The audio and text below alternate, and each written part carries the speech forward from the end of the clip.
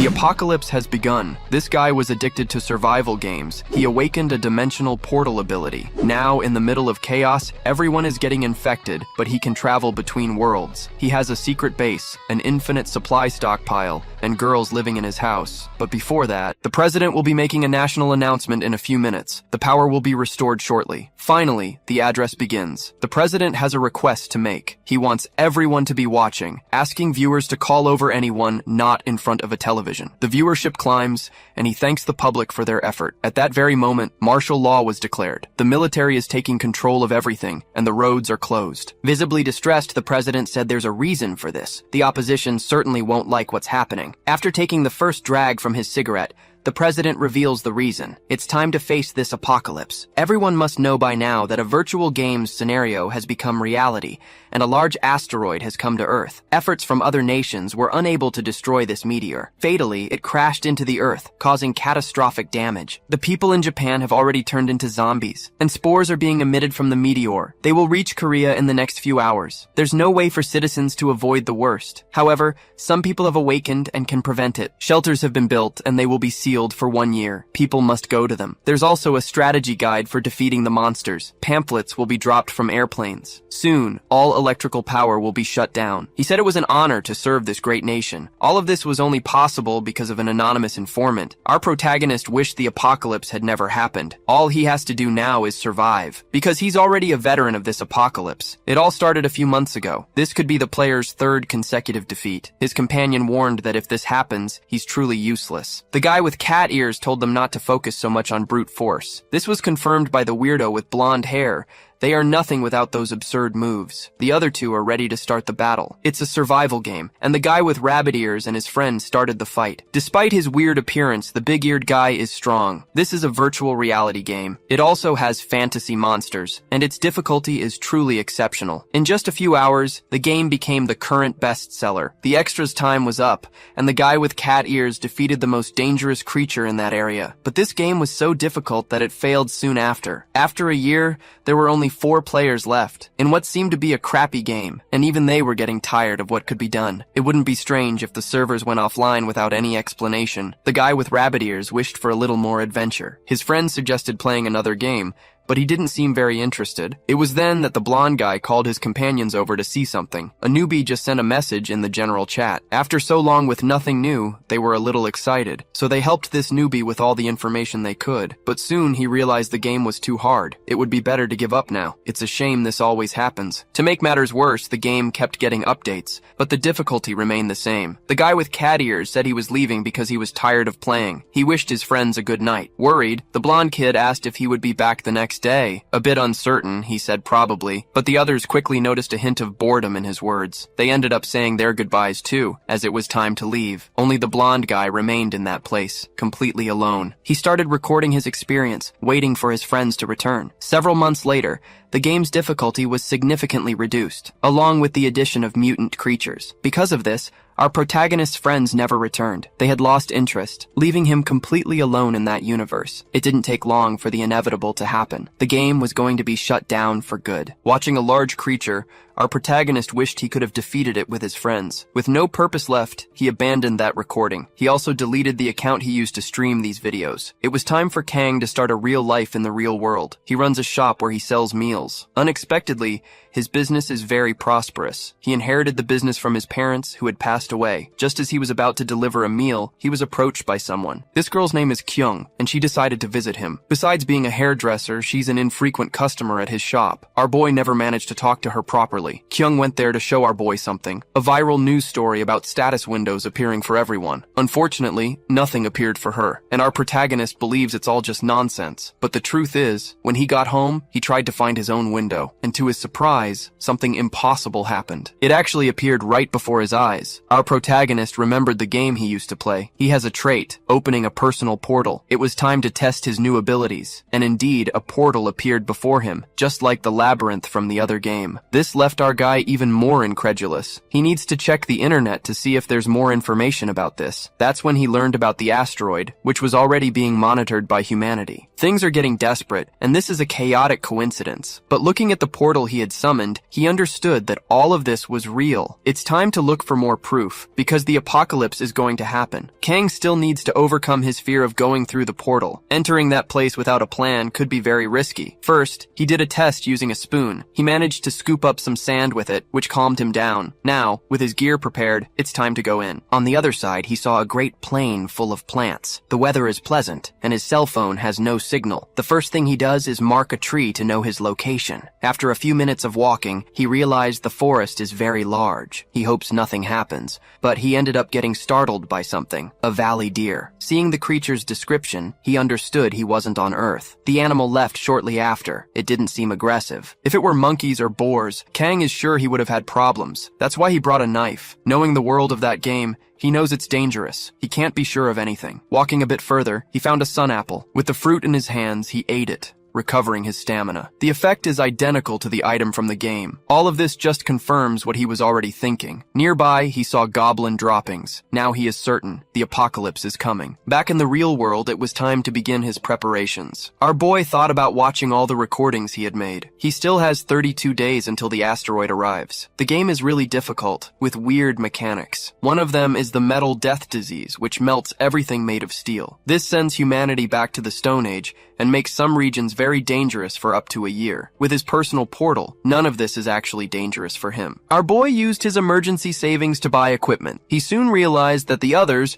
who will be forced to live through this, are very careless. Kang made sure to buy a hunting bow, and on his way home, he noticed something unusual. If none of this happens, he'll be broke for the next 3 years. His shop is already closed. This makes our protagonist a little worried. It didn't take long for his most frequent customer to ask what happened. She learned from our boy that it's just a renovation, so he must have made a lot of money. Since he didn't want to talk to her, Kang said he was busy. The blonde girl was visibly upset, as she wanted to spend more time with him. Unfortunately, the protagonist is a fool and can't see the signs. Even though he had a chance to talk to her, he chose to stay quiet. Back in his room, he opened the gate once more. He always created detailed strategies to overcome challenges, unlike his friends, who had a lot of physical strength. In this game, stats aren't guaranteed by leveling up. They're gained through hunting and exploration. Kang needs to learn how to use a real bow. Concentrating, he started to remember his experiences in the game. He hit the target with his first arrow. This left him quite surprised. He can do this about 5 times with precision, which isn't bad. It's time for the next step, to find out if he can hunt monsters and if he can build a hideout to store his items. But he won't try anything stupid, as he needs to take the opportunity to gather more fruit. Kang returned to a spot he had marked. He found the goblin droppings again. These creatures live in groups, so finding a small amount is unusual. Whoever left this must be wandering alone, without the protection of its group. Kang needs to find this monster for a real practical test. It was getting dark. Kang realized he was approaching the valley. Finally, he found his target. The goblin looked identical to the in-game model. They use darts and spears to attack. They're low-level creatures. Kang watched as his target drank some water. Using the bow from this distance would be easy. The creature was old and didn't seem to be carrying any weapons. Our protagonist needed to stay calm. He fired the shot, hitting the creature's arm. Before he could attack again, he was hit by a rock. This monster wouldn't go down without a fight. The two finally faced off, exchanging deadly blows. Kang got injured in the process, but he was much stronger than the small creature. He easily overpowered it, landing a fatal blow with his blade. He received 2 points for this action. The creature also dropped some items, vegetable oil and a plant powder, which could be combined to make medicine. Kang also needed to hide the body so he wouldn't be hunted. But then,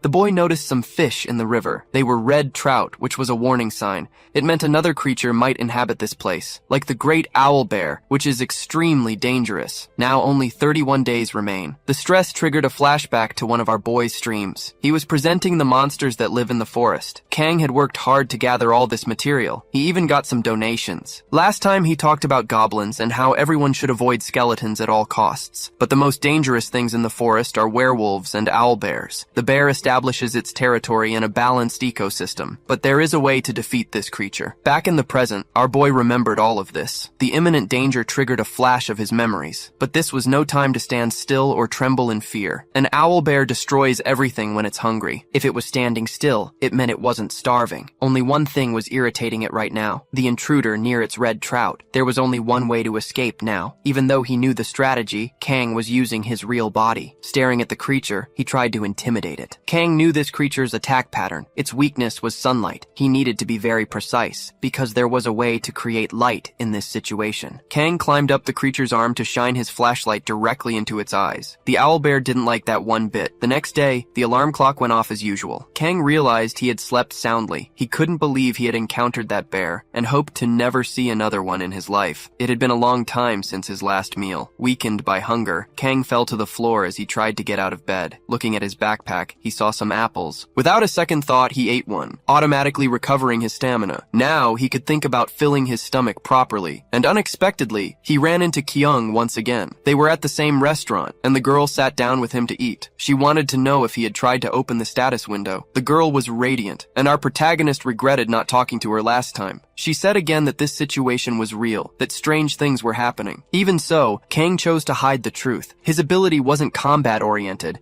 and he was a player focused on his own survival. His safety wasn't guaranteed yet. Revealing his trump card now could be catastrophic in the future. The problem was that the girl kept asking this question. That's when she revealed there was something she hadn't told him. And still, Kang told her she didn't need to rush anything. They still had time, and she could talk when she felt comfortable. Kang returned to his house to receive some packages. He put everything on the terrace, but the most important items were on the second floor. It was time to sort out what would be used in that day's operation. Kang needed to find a place to set up his hideout. Once again, he returned to the forest. The day before, he had found a suspicious spot, and he decided to go back to investigate it further. He needed to find out what monsters were hiding there. Using binoculars, he saw some tracks. They were monster dogs, which weren't very dangerous. He first checked the wind direction. Since these creatures are nocturnal, they should be resting. First, Kang gathered some firewood. He placed what he had gathered at the cave's entrance. Then he poured gasoline on it. This should be enough. However, before he could light his fire, some creatures came out, and they quickly spotted the strange human. Kang grabbed his axe to fight. Without much difficulty, he defeated 2 creatures. They were still groggy from sleep, and Kang leveled up, gaining 4 points. His priority now was to light the fire. Low-level monsters have one thing in common. They are vulnerable to sudden phenomena. As soon as they smelled the smoke, the creatures panicked. This left them very confused. They ran out of the cave in desperation,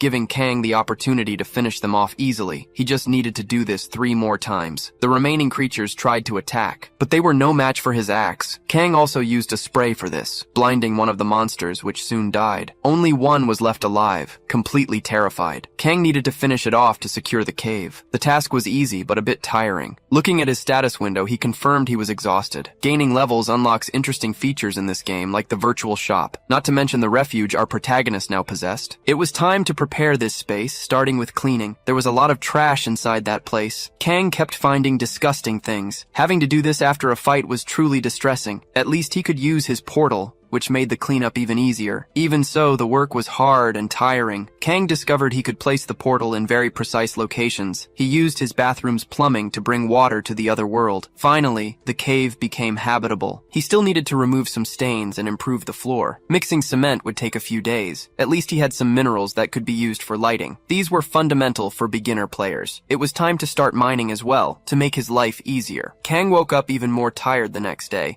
as he hadn't stopped working. His arm was covered in wound marks. At least he still had some apples, and those items that could be turned into an ointment. Just mix the 2 in equal parts and stir well. This ointment could heal minor wounds, which was very useful. Applying it to his skin, Kang confirmed that it really healed, but he could perfect it. To get even stronger, he had to keep doing what he was doing before the catastrophe arrived. It would be good to have a more useful weapon. That's when a brilliant idea crossed his mind. A ship. It was a bit audacious, and not the main focus of the game, but it was time to gather more information. So he needed to check if this was a likely event. On the terrace, our boy was organizing supplies. His work was proceeding normally. Once again, he was interrupted by his neighbor. She wanted to know what he was so busy working on. The two had been seeing each other a lot lately. Kang said he was busy with renovations at his shop, and the girl remembered that he used to get a haircut once every 3 months. It was time to cut it again. Something our protagonist decided to do, as it would make exploring the other world easier. His suggestion to the hairdresser was to shave it all off, because he wanted to symbolize a new beginning in his his life. Wanting to alter his request a bit, she promised she would make him look good. She also noticed he looked broader, like he had been working out. She knew this was related to the awakening in the game. People who had played that game at least once in their lives, those were the awakened. Kang wanted to know where she got so much information. Before she could answer, a tattooed guy arrived, an antagonist to our protagonist. He said someone was already monopolizing information, deleting the videos they had about the game. The tattooed guy wanted to find out who this player was and asked the hairdresser for help, but that seemed illegal, and the tattooed guy said they had no choice. Sharing information is for the good of everyone. Kang quickly realized they were talking about him. He continued to pay attention to their conversation. It was true that he deleted the videos,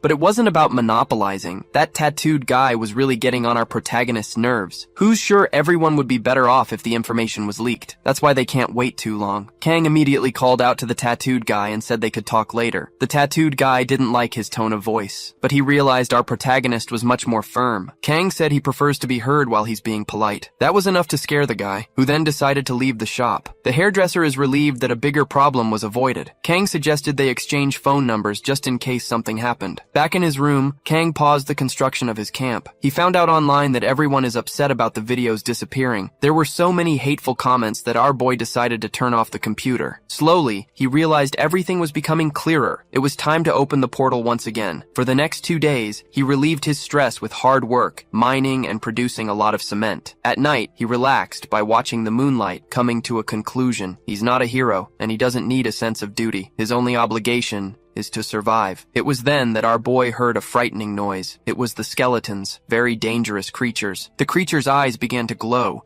causing a huge explosion in the middle of the forest. Due to the impact, Kang was thrown far away. Our boy got up, still very scared. Not knowing what had happened, he then saw the rest of the skeleton. Now he doesn't know how he managed to survive. The creature was about to explode when he sensed the danger. He's only alive because he managed to get away. The proof is the bone fragments embedded in his flesh. Kang opened his status window once again. His stats were greatly reduced, but he had no fractures or torn muscles. And because he survived, it seems the system registered that he had defeated the creature. His head is a mess. It's time to return to the gate. Back at his house, he started tending to his wounds, removing each bone fragment and using ointment to close the cuts. He was so tired that he ended up falling asleep right there. He woke up the next day still very weak. Opening his status window, he confirmed he was still weakened. He just doesn't know where that skeleton came from. The forest is too big for something like that. Kang thought he should increase his perception to avoid future problems. The first way to do this in the game is through points earned from practical experience. The second way is through items. But the problem is that this game is very difficult. You need to defeat very strong creatures to get them. He can also absorb monster abilities if the conditions are met. It's time to get back to the recordings. To understand the game's context, Kang might be able to get an item before the apocalypse begins. But for that, he needs to find a powerful creature. Kang came across 3 important phenomena, one of them being the Russian ship. The body of a large creature was found in the forest, but the government quickly deleted the information. This happens on June 26th. Kang needs to prepare for it. His hairdresser friend ended up calling again. They met that same day, and she seems worried about our boy. He looks tired and is wearing long sleeves even in the heat. Kang tries his best to say he's okay, which reassures the girl a little. About that troublesome guy, he usually causes problems, especially with the elderly. The hairdresser didn't know that. In fact, she has something very important to tell him. She reveals to Kang that she is one of the awakened. Our boy decides to play dumb, denying that anything happened to him. The hairdresser had wanted to tell him for a long time, as she didn't want to lie. Our boy thanked her for her trust, claiming his fatigue was from overworking. He hopes to see her again in the game world, as he started studying it. Kang is already feeling much better. He decided to buy a drone and rent a car. Right after that, he went to sleep to regain his strength. The next day, he started crafting materials to hunt the orc. Breaking those red stones requires great care. If done the wrong way, they catch fire. As for the yellow stones, they release a lot of light. Finally, the basics were done. Our boy mixed several solvents, leaving everything prepared on his table. Back in the real world, he was very happy to have rented a spacious car. Everything he needed fit perfectly in the trunk. It was time to start the journey to find the creature that was about to appear. He arrived at his destination before midnight, preparing for the battle with videos of what was going to happen. His equipment was also ready. It was time to act. Kang searches for the creature. After a few hours, the rain became even heavier. It's very difficult to see. Even so, he needs to find a monster. Its body will be found near a camping area. Just when he started to think nothing would happen, he heard a terrifying roar. That definitely came from a monster. And the creature just found our boy. It's a red ogre. It will certainly leave an item behind. Kang lit a flare. He needs to stick to the plan. First, he needs to get the creature's attention by throwing the flare in its direction. The monster decided to attack that light source. With the creature stationary, Kang opens his portal, but he did it in a way that would lure the enemy. Before crossing to the other side, our boy is going to leave a present behind, a flashbang. The creature will be disoriented for 20 seconds. It's time to start weakening it. Kang put his knife to work. Completely enraged, the monster tried to annihilate its enemy, but it can't keep up with our boy's speed, who continues to put his knife to work. After hitting some vital spots, the ogre fell to the ground. The creature is now very tired. It's time to teach it how to swallow an incendiary grenade. It seems the monster didn't like it much. Its flavor is spicy. Kang thinks he's won, but he's surprised by a punch. His poor body was thrown far away. The enemy, even on fire, is still dangerous. Kang is about to lose consciousness, but he ended up leveling up, receiving 10 points and gaining the survival skill. Realizing the battle was over, he was relieved. It's time to find the item. Kang received a watch that increases his perception by 2 points. Now he's thinking about what to do with the enemy's body. Releasing this information to the public will be complicated. If what he learned from the hairdresser is true, there must be thousands of awakened people. Among them, people like that mediocre guy, who will take advantage of the chaos to do whatever they want. Abandoning that body will cause it to become a dangerous skeleton. Only then did our protagonist realize something dangerous. There's no guarantee that the awakened won't turn into zombies from the spores. This left him very confused about what to do. It was time to open the portal. Thinking of others, he decides to hide the body. Kang needs to dig a large grave. If he weren't injured, this would be much easier. The survival instinct was activated due to exhaustion, filling the boy's body with energy. This skill is very useful. The job was completed quickly. Kang returned to the real world,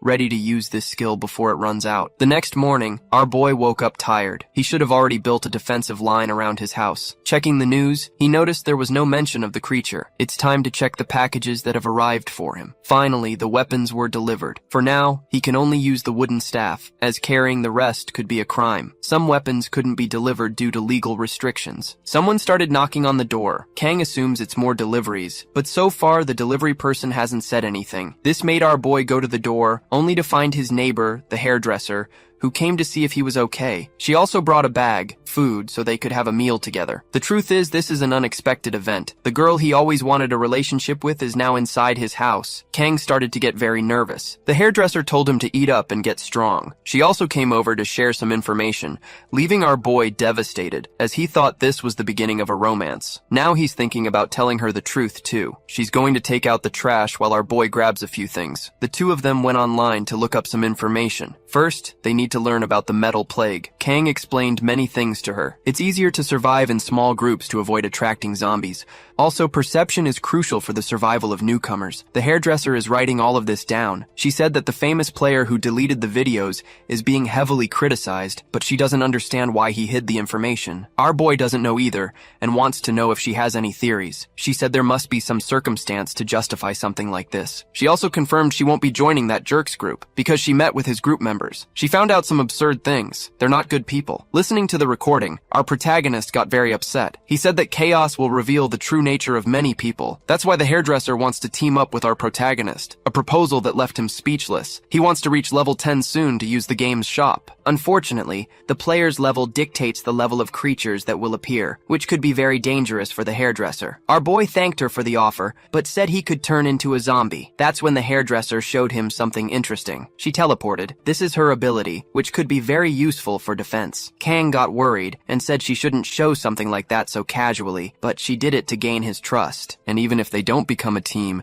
she'd like to survive and cooperate with our boy. Back in the game world, Kang prepares to build a fence. He started with the support posts, running wire through them. He also set up some heat sensors, doing a very thorough job. His line of defense was just completed, and inside the cave are all the items he needs. Thinking about what still needed to be done, our boy sneezed, realizing that the wind easily gets into that place. Soon he'll have to sleep there, so it would be good to have some warmth. Making a door for that place would be a great idea. His to-do list just keeps growing. Once again, Kang bought various materials. On the way, he analyzed places he could explore after the metal plague. Someone found him during this time. It was Hyung, the gym owner. It had been a while since they last met. The man noticed that our protagonist had gotten a bit stronger. His muscle memory is truly exceptional. Getting to the topic at hand, the mountain of muscle realized the world is going to end. He found out about the status window and the zombies. At first, he didn't believe it, but he started to get worried, especially since a friend of his showed him he could fly. Kang acted surprised, revealing that he isn't an awakened, just like the mountain of muscle. And this person who showed him his powers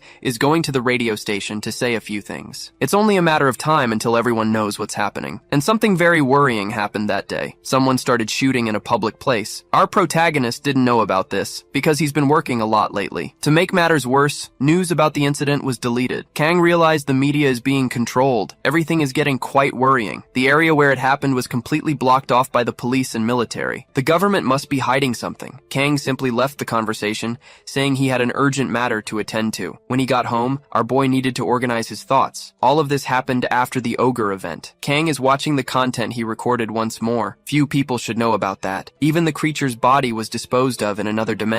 And now, this catastrophe has happened. It's possible someone is feeding the government privileged information. And this person could be like our protagonist, someone without an offensive trait. He doesn't know who is doing this, but there must be someone helping the government. With all this inside information, until the apocalypse happens. Being an experienced player, Kang started to narrow down the possibilities. He knows it could be one of his friends, or even the game's creator, but that person is out of the question. Since the game became reality, it must be a superior evil existence. Besides, if the creator were helping the government, our boy wouldn't have defeated that monster. His former allies are the main suspects, and if the boy's theory is correct, he doesn't need to share any information. But all of this is very uncertain. Since he's already acting differently in the real world, his friends might have changed too. The truth is, he misses them all, and decided to trust them. Sharing information won't prevent a catastrophe. After a few days, the cave received a steel entrance. Its interior is already filled with supplies. This shelter is now practically set up, but our boy still thinks about improving it with more cabinets. The problem is, he has little space. Its lining is waterproof, which is very good. Now he has something more important to do. Using the drone, he began to explore the forest, which is truly massive. This way, he doesn't risk being ambushed and can also make a map. Buying that was a really wise decision. Starting from the shelter,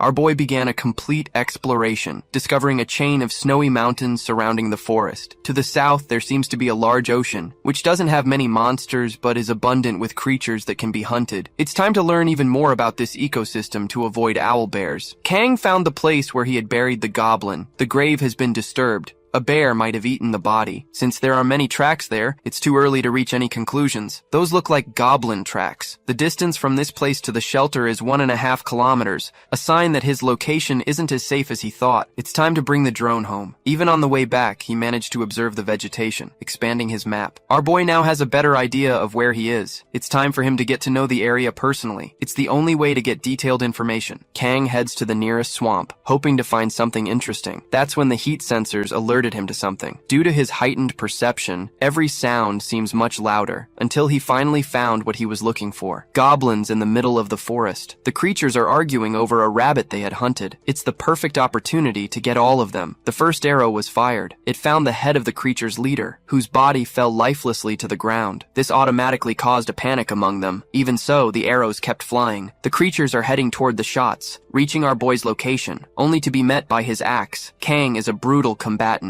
4 creatures are already lifeless. Now he needs to defeat the dart shooters, who can't penetrate his helmet or his armor. Desperate, the monsters try to change their attack strategy, surrounding our boy completely. They try to attack him at the same time, giving Kang an opportunity to use a flashbang, which left the creatures disoriented, making it easier to finish the job. Kang is now level 4 and received 16 points. Our boy is now surprised by his own combat ability. Thanks to his survival instinct, working has become much more fun, because our boy's every action action is much more efficient. With that, his body also suffers less damage from the effort. Now all the bodies have been properly buried. It's time to check the items he received. Among them is a fruit that helps with recovery, as well as vegetable oil. If these items are abundant here, there must be a place to gather them. Kang goes to see what the creature's leader was holding, finding a small blue frog in his bag. Our boy has no idea what it can do, but he noticed that it stinks and releases a weird green liquid. This is certainly the paralysis poison that goblins use. Kang can't miss this opportunity. Besides being able to use this poison,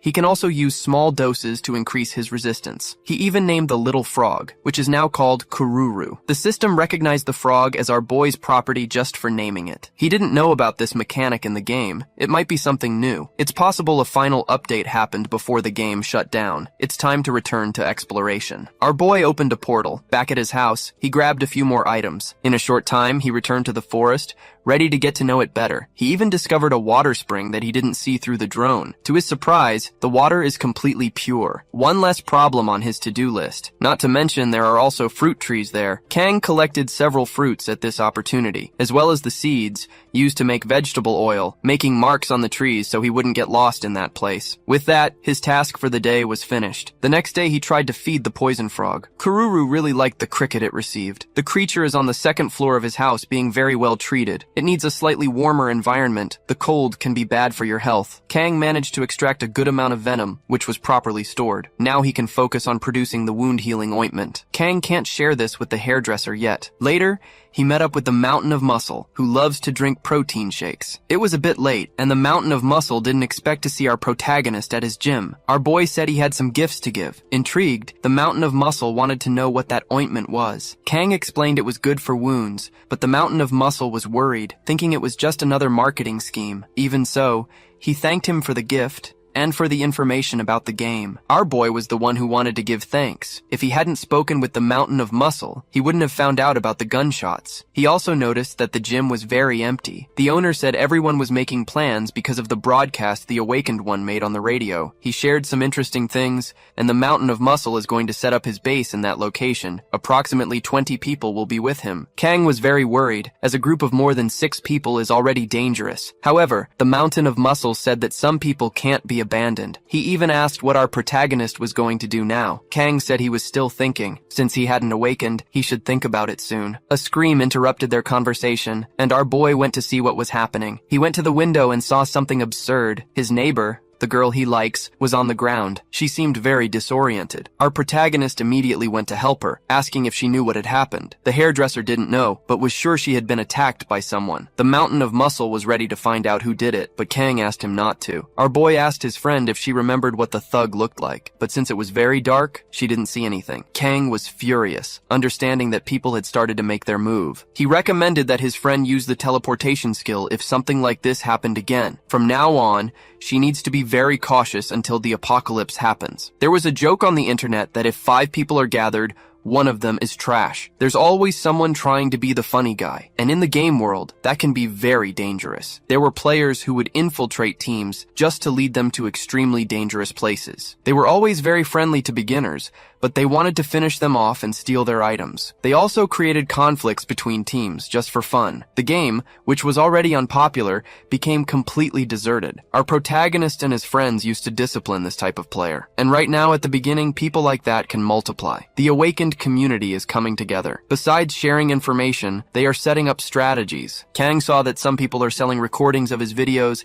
and ended up finding a despicable player. He was selling videos from when he was helped by our boy. He must be trying to lure in innocent people. Our boy is surprised by this strategy. It's time to hunt them down once more. It's time to get back to training. Kang hadn't stopped learning for a single moment, but everything he had faced so far were monsters, and his strategies were almost always improvised in the heat of the moment. Kang decided to choose a main weapon that could be used in any situation. It needs to be good for combat against both people and monsters. Considering it can't be made of metal, there were quite a few possibilities. Our boy decided to test the slingshot, but its attack power is too low. All that was left was the wooden staff. The easiest way to finish off zombies is by hitting their skulls. Impact weapons are very efficient for that. Unfortunately, it might not be the best weapon for fighting against people. That's why our boy needs to improve even more. If he encounters someone with psychic powers, it will be difficult to achieve victory. Kang can't just stand by and do nothing. In this game, when another player is defeated, the winner receives 50 points. This ends up attracting negative karma karma, so those points aren't worth it. Even so, it's necessary to prepare for the worst. Kang wants to avoid contact with this type of player.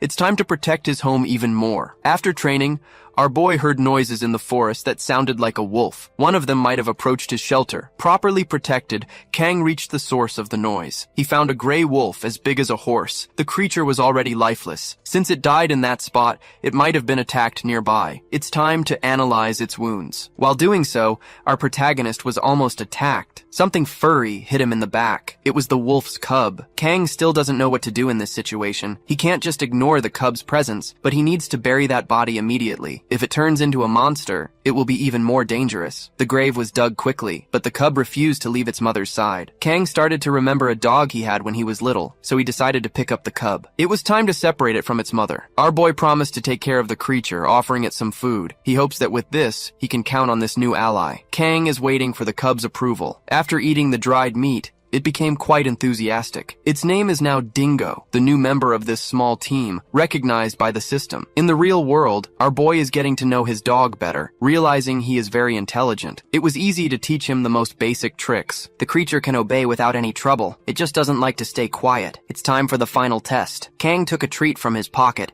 and threw it into the air for the cub to catch. Using its parkour skills, the dog caught the bone, making its owner very happy. Besides being able to track, the creature is also very agile, which makes our protagonist even happier. Soon, he received a message from the Mountain of Muscle, telling him to search for levitation on the internet. Our boy saw an awakened person becoming news, which was already the most read story in several places. Some people don't believe it because they don't know what's happening. Other awakened people are calling the guy an idiot. The situation is funny. They criticize those who don't share information, and they also criticize those who do. Now it remains to be seen what the government will do, as things are starting to happen. But our protagonist wants to avoid trouble. He has other priorities now. Another monster problem is going to occur, causing a direct response from the government. Kang needs to use his time even better. It's time to go back to exploring, and his canine companion is ready for it. Back in the forest, it's time to identify a trail. Dingo seems to have smelled something. Our boy is trying to teach him to easily recognize the scent of goblins. He also needs to learn to stay calm during battles, following our boy's command. The poor rabbit became a victim of this harsh lesson. Progress is happening smoothly. Judging by its size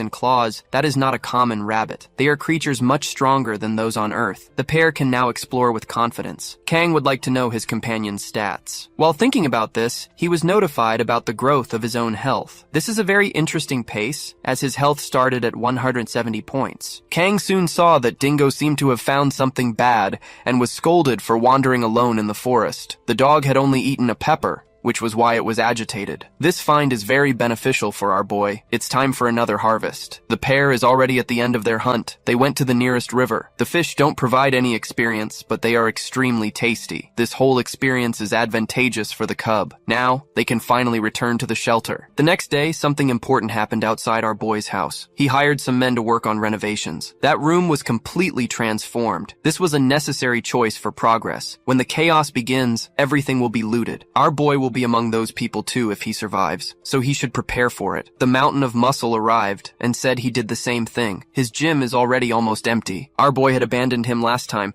so he went there to see if he was still alive. He was surprised to see the small cub. Bending down, he said the creature was adorable, but that's not all he had to say. He is also very worried. He found out who was responsible for attacking the hairdresser. The tattooed guys group is involved, and their base is in the mountains. Our boy was already expecting this. His muscular friend knows the guy who appeared on television levitating. That's how he found out everything. He was approached by the group of jerks, but he chose to refuse their offer. And even after what happened, the girls with them don't want to leave. Things are much more complicated than they seem. Kang figures they were made an interesting offer. The muscular guys group was reduced to just 4 people, because only 2 of them are awakened. Kang saw how ungrateful and selfish some people could be. The muscular guy is also worried about his little daughter. This made our protagonist wonder if he was doing the right thing. He soon discovered that the Mountain of Muscle was willing to do anything to save his daughter. He doesn't want to hurt anyone, but he will if necessary. To him, our protagonist isn't like that. He's a good person. The two were interrupted by an alarm. Kang's expression darkened, and he asked his friend to watch the dog for a moment. That alarm was triggered by a device. The tattooed guy's friends are doing something hateful. They keep insisting that the hairdresser join them,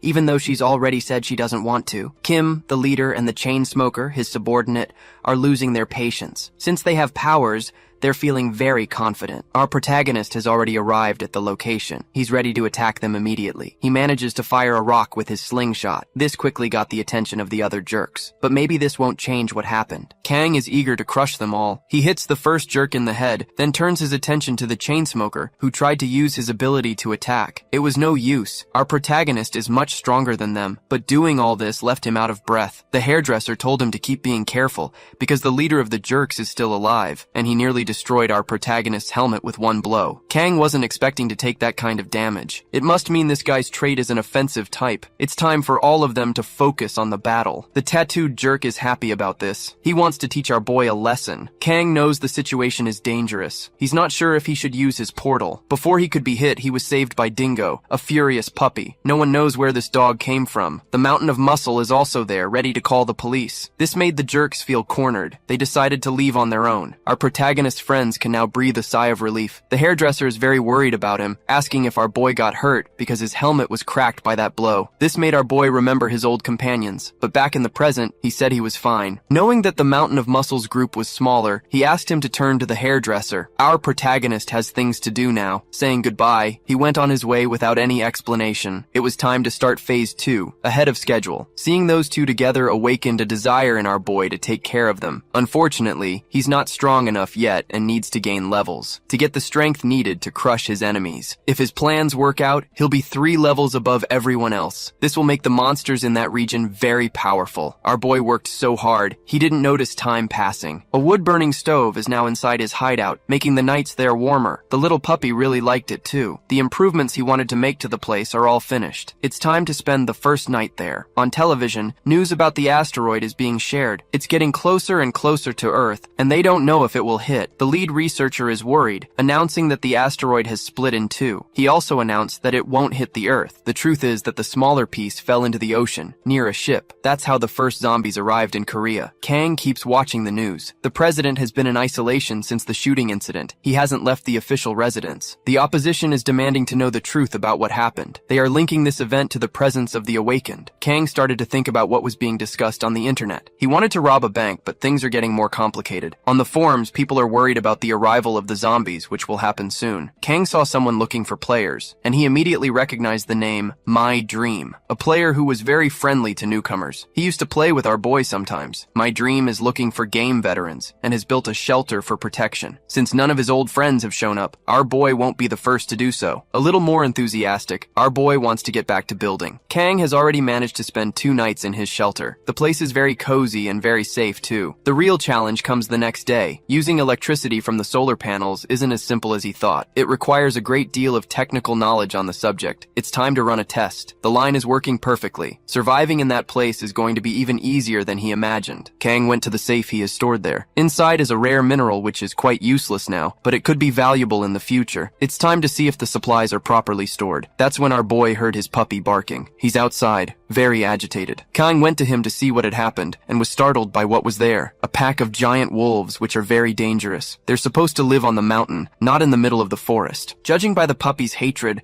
they must have been the ones who killed his mother. Kang quickly realized the creature was completely enraged. Defeating all those enemies is out of the question. If he tries to run for a weapon, he'll be attacked from behind. The protagonist realized he needs to focus on the alpha. That's the only strategy that might work, and so he'll be the one to attack his victim first. By gaining the advantage in that first moment, Kang can increase his chance of survival. Our boy has pepper spray, his only weapon in this situation. He might not be able to win the battle, but he might be able to drive the creature away. Even so, it's going to be risky. Kang doesn't know how to put this into practice, until finally, his brain started to work. There's no other option. Our boy threw the knife at the creature. The wolf dodged it with ease. Furious, it was the creature's turn to retaliate. Our boy waits patiently for its approach. Opening his dimensional gate in front of the wolf, it hit it like a wall. Kang closed the gate, using the pepper spray immediately. The wolf was very disoriented by this. This gave our boy the opportunity to stab it with his knife. Now the creature is terrified. Missing one of its eyes, it fled with its pack, leaving our protagonist behind, who is now deeply relieved. He and his canine companion are still alive. Kang promised they would get their revenge on those wolves. Ready to buy more things, our boy went to the pharmacy and the electronics store. That wolf attack was really worrying. Kang was lucky to get out alive. If it had been a werewolf, it would have been different. He was foolish to ignore the monsters living in the neighboring regions. He needs to keep watch with the drone. Kang ran into his muscular friend on the way, but he hadn't even noticed until someone called his name. The muscular guy is with a girl. Kang said he left the house that day to do some shopping. Certainly not weapons, since he went to the electronics store, and that new girl seems to be interested in that too. According to the muscular guy, people are buying more and more weapons. People should consider what will happen to the iron. Kang started to feel uncomfortable with this girl, who kept staring without saying anything. Only then did she realize that our boy was the owner of the noodle shop. He looks very different now. Taking out a card, she introduced herself to him. Her name is Yeon. Kang was impressed to discover she's a doctor. In a short time, he explained the basics of the game to her. She was a little suspicious. It seems like there's no way to win. Still, she wants to know one last thing. If our protagonist is one of the awakened, since he seems to know so much about this universe, the truth is that he was very helpful and could be trustworthy, much more so than the muscular guy. Because of this, she wants to maintain a friendly relationship with our boy. The next day, Kang spent a lot of time trying to craft a spear. It seems to have turned out perfectly. With this weapon, he's ready to seek revenge for what happened to the dog's mother. They also must eliminate any intruder who discovers the location of the hideout. Properly protected, it was time to explore the forest, but our protagonist didn't find their leader, so something else must have happened. And that's exactly what happened. The owlbear took out some of them. Wolves without a leader are easily defeated. They don't act as a pack. The first creature caught our boy's scent and walked right into a trap, getting completely tangled in a net. It was finished off immediately after. The other creatures noticed what happened. Kang started running from them, luring them into a chase. This was all part of our boy's plan. He used pepper spray on the first wolf. When surrounded by the other two,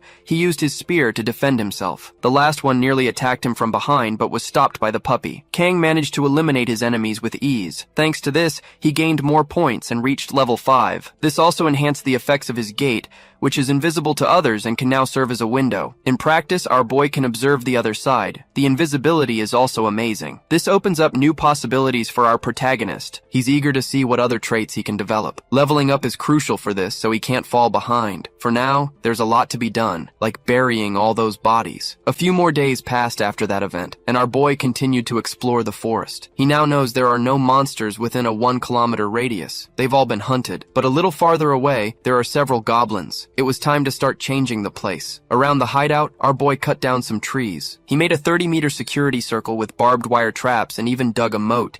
He also monitors real-time news through his portal, and there our boy bought more materials for his construction, as well as industrial tools. He's also analyzing the progress of Kim, that bastard. Our protagonist also rented some vehicles to help over the last few days, and in his lab, he's trying to increase his resistance to the cane toad's poison. At this moment, Kang is still very confused. They're saying a veteran player has just been recruited. This could be related to government censorship. It's no coincidence that the president is still in isolation. Kang would like to know how this is happening. The number 1 survivor is an item collector. Siding with the president would benefit him greatly. Kang is sure this news is fake. Even so, things aren't getting any clearer. If the number 1 survivor joined my dream, our boy needs to change his plans. It's time to investigate the forums with another identity. Kang needs to make contact with someone. It didn't take long for him to get in touch with my dream. This way, he can confirm his true identity. They are in a virtual room, talking. The player isn't very comfortable with this idea. He only agreed because our protagonist knew his personal number, though our boy didn't reveal his true identity. My dream assumed he was talking to a veteran player, which is a strong possibility. He decided to ask a few questions.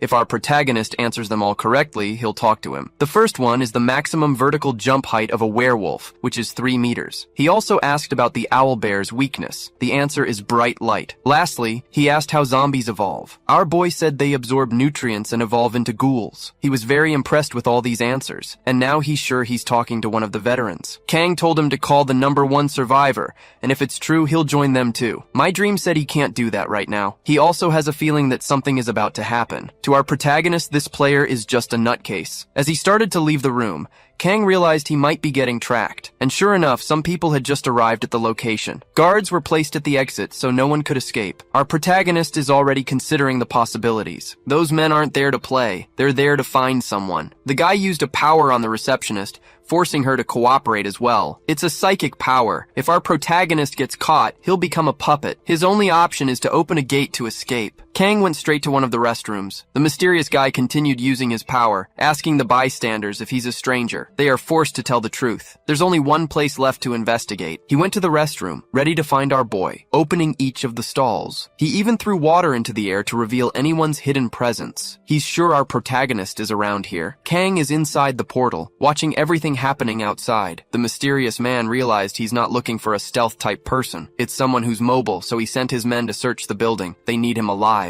My dream used to be a kind person in the game. It's strange to see him turning people into slaves. In any case, our protagonist is grateful for what happened. His mind is much clearer after everything he observed. From now on, he'll judge by his own standards. Using the cane toad's poison, it's time to fight fire with fire. Taking the opportunity to use the restroom, my dream is wondering who that mysterious person could be. Maybe he just wasted his time in that place. As he was washing his hands, he saw our boy reveal his presence. Kang lunged forward with the cane toad's poison, making a superficial wound on the player. In a short time, his body was affected. Kang slammed the poor guy's head against the wall, asking if he enjoyed being poisoned. Our protagonist was much more menacing, channeling a Rio de Janeiro loan shark, and he's already pulled out a knife, cutting the scumbag's gun holster. Finishing this player now before the apocalypse won't cause any negative effects. Our boy wants to know why he's using the #1 survivor's name to recruit good people. That's not the behavior of someone with good intentions. Kang already managed to grab the man's documents. About to hit his head, he warned that next time, he wouldn't be so patient. In the other world, Kang began to analyze all the material. He now knows the scumbag's real name and age. He seems to be a very rich person, addicted to paid friendships. It seems he gets better traits as he plays. He must have been testing his mind control ability. Time spent playing doesn't mean he'll get stronger, especially considering the game's ultimate goal, to keep surviving. As long as the veterans don't reveal themselves,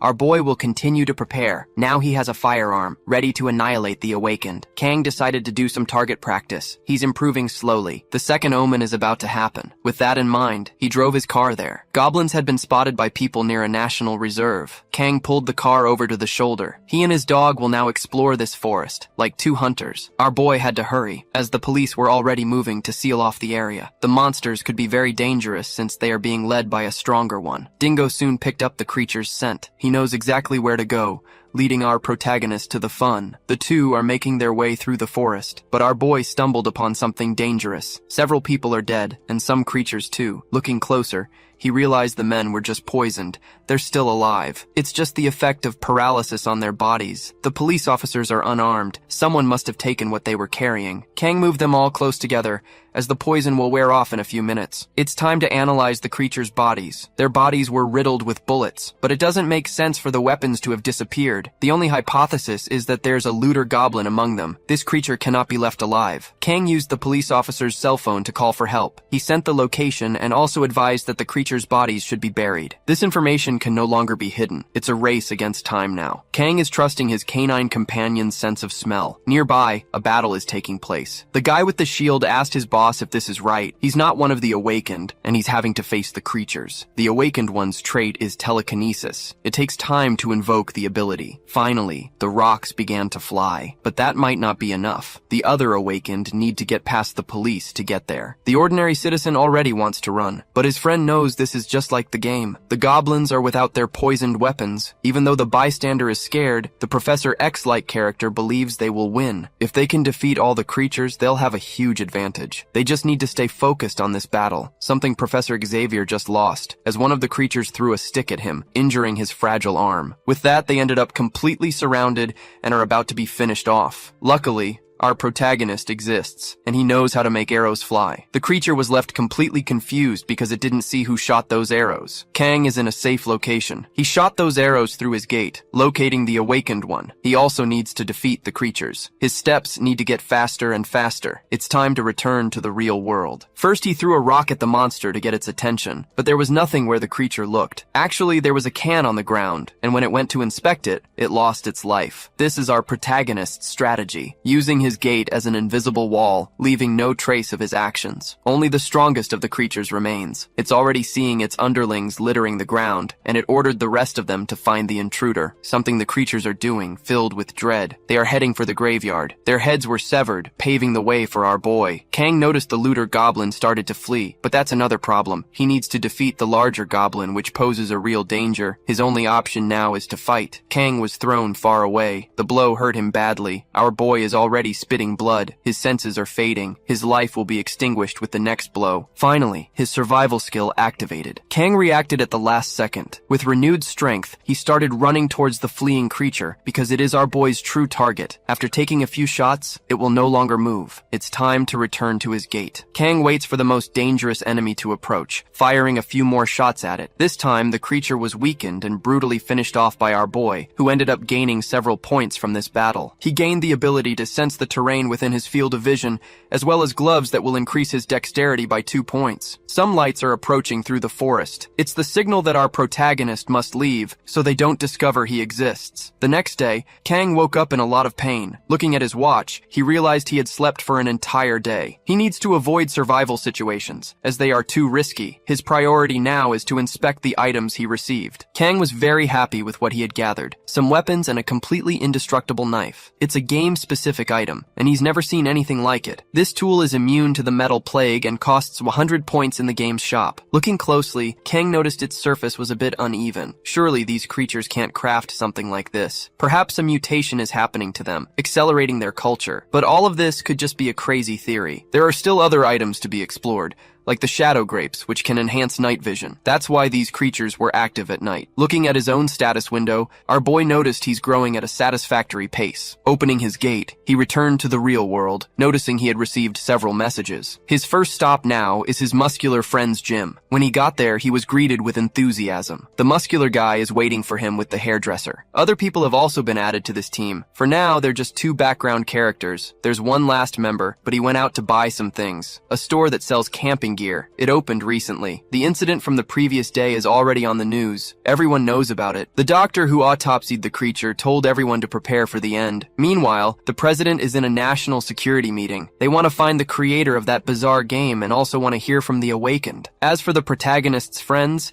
they want to know what he'll do now since he's already known for having a lot of information about the game. That new guy said the creatures grant points, but he argued the awakened shouldn't focus on leveling, but on hoarding supplies. Our boy realized this guy was talking complete nonsense. Kang tried to correct him humbly, and the background character was a bit rude, asking if our boy had ever played that survival game, claiming that all the information online is bad. The other girl was also thinking about it. She doesn't know who will turn into a zombie from the spores. Not knowing what to say, the background character claimed that those in contact with the awakened would be safe. He said he played this game a lot and made contact with the system, so everyone is safe in his company. The poor background character believed all this nonsense. Seeing through the lie, the hairdresser wants to know if this guy ever even passed the tutorial, all while he promises to protect everyone. Kang knows there's no evidence whatsoever about the immunity of the awakened, and he was called there because his muscular friend probably doesn't trust this guy either. Kang is ready to leave, as he doesn't want to share precious information with people like that, and said he'll get in touch when he's done with his errands. Kang continues to note down places that can be looted after the apocalypse. He also ran into that same doctor. She has something to give him. It's a first aid kit, with antibiotics and anesthetics. Kang was visibly surprised to receive something so valuable. The doctor told our protagonist where she lives. It's crucial for them to know each other's locations. She's stopping by the muscular guy's house soon, so she has to get going. However,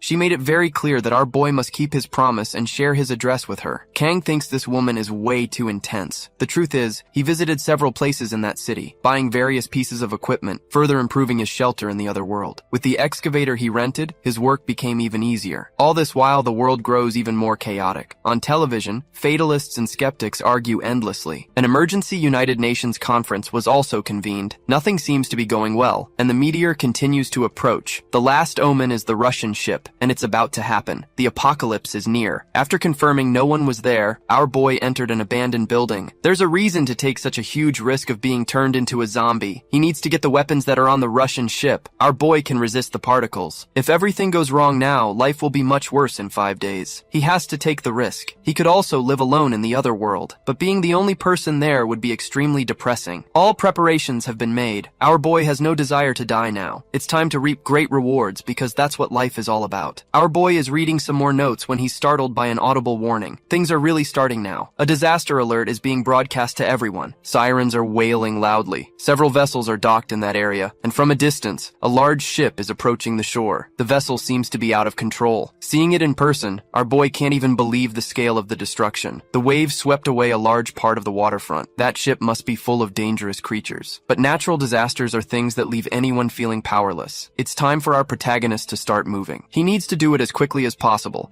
before the people associated with the government arrive. Using his makeshift boat, he approaches the large Russian vessel. For now, everything is going according to his plan. On the ship's deck, the first zombies have been sighted. The creatures have also noticed our boy's arrival, who is properly equipped for a major battle. The zombies in this game consider any life form their prey. The more they feed, the stronger they become. For now, our boy can defeat them without much difficulty, cracking skulls with just a few blows. This was much easier than he was expecting. Even with metal weapons, it should have been a bit more work. Kang won't let this make him careless. He's a veteran player. He can't afford to make mistakes. Entering the vessel, he saw several other zombies. Finishing off the ones in the hallway will be easier. Kang's objective is to get a pistol, and he already knows its location. But as he moved through, he was surprised by gunfire. There must be someone else alive, someone who hasn't awakened yet. It's time to save this background character. Unfortunately, Kang arrived too late. At least our boy managed to get a pistol. Now he can get back on his way. Things like this are going to happen much more often. Eventually, he'll have to take a living person's life. Just as he was about to leave, our boy saw another boat approaching. It must belong to an awakened one too. This person was hiding their identity, and they passed right by our boy, completely ignoring him. Kang had already done what he needed to, so he ignored the other player. The next day, he read some news. People wanted to know where the game's developer was. The nation's president was under increasing pressure, and he thinks just like our protagonist. Kang was ready to share some information. Calling the Doomsday Secretariat, he shared what he knew about when the apocalypse would happen. The secretary on the other end was very concerned. Kang revealed what had happened with the monsters in the forest. That was enough to convince the secretary of the truth. Everything is going to happen on July 20th, and a package will arrive that afternoon. He hoped those people would know how to use it wisely, because they were going to need all the luck in the world. After everything that had happened, the president's resolve impressed everyone. Our boy continued to watch everything. A lot was still going to happen. Everyone was advised to stockpile supplies, and to return to their homes immediately, because things would get worse on the 20th. At first, the population seemed to be complying. Kang almost regretted not informing them sooner. If he had known the government would take it so well, he might have done it earlier. But he quickly changed his mind. The disaster was still coming, and he couldn't dwell on what might have been, not to mention the determination he had gathered that day to keep surviving. Our boy is an ordinary person. He's not a hero. Since everything in the real world was at a standstill, he decided to stay in the other world. He still had a few more holes to dig with the excavator. He also organized all the videos he had saved. On the second day, he went for a walk with his dog, and he learned that sun apples grow in just 1 month. Maybe the whole forest was fertile and magical. On the third day, a problem occurred. 2 jars of sweet potato jam had disappeared. He also found a very strange grape. The dog wasn't responsible for this. It was time to start another investigation. Dingo suggested our boy check the security equipment. Through the recordings, he discovered something unusual.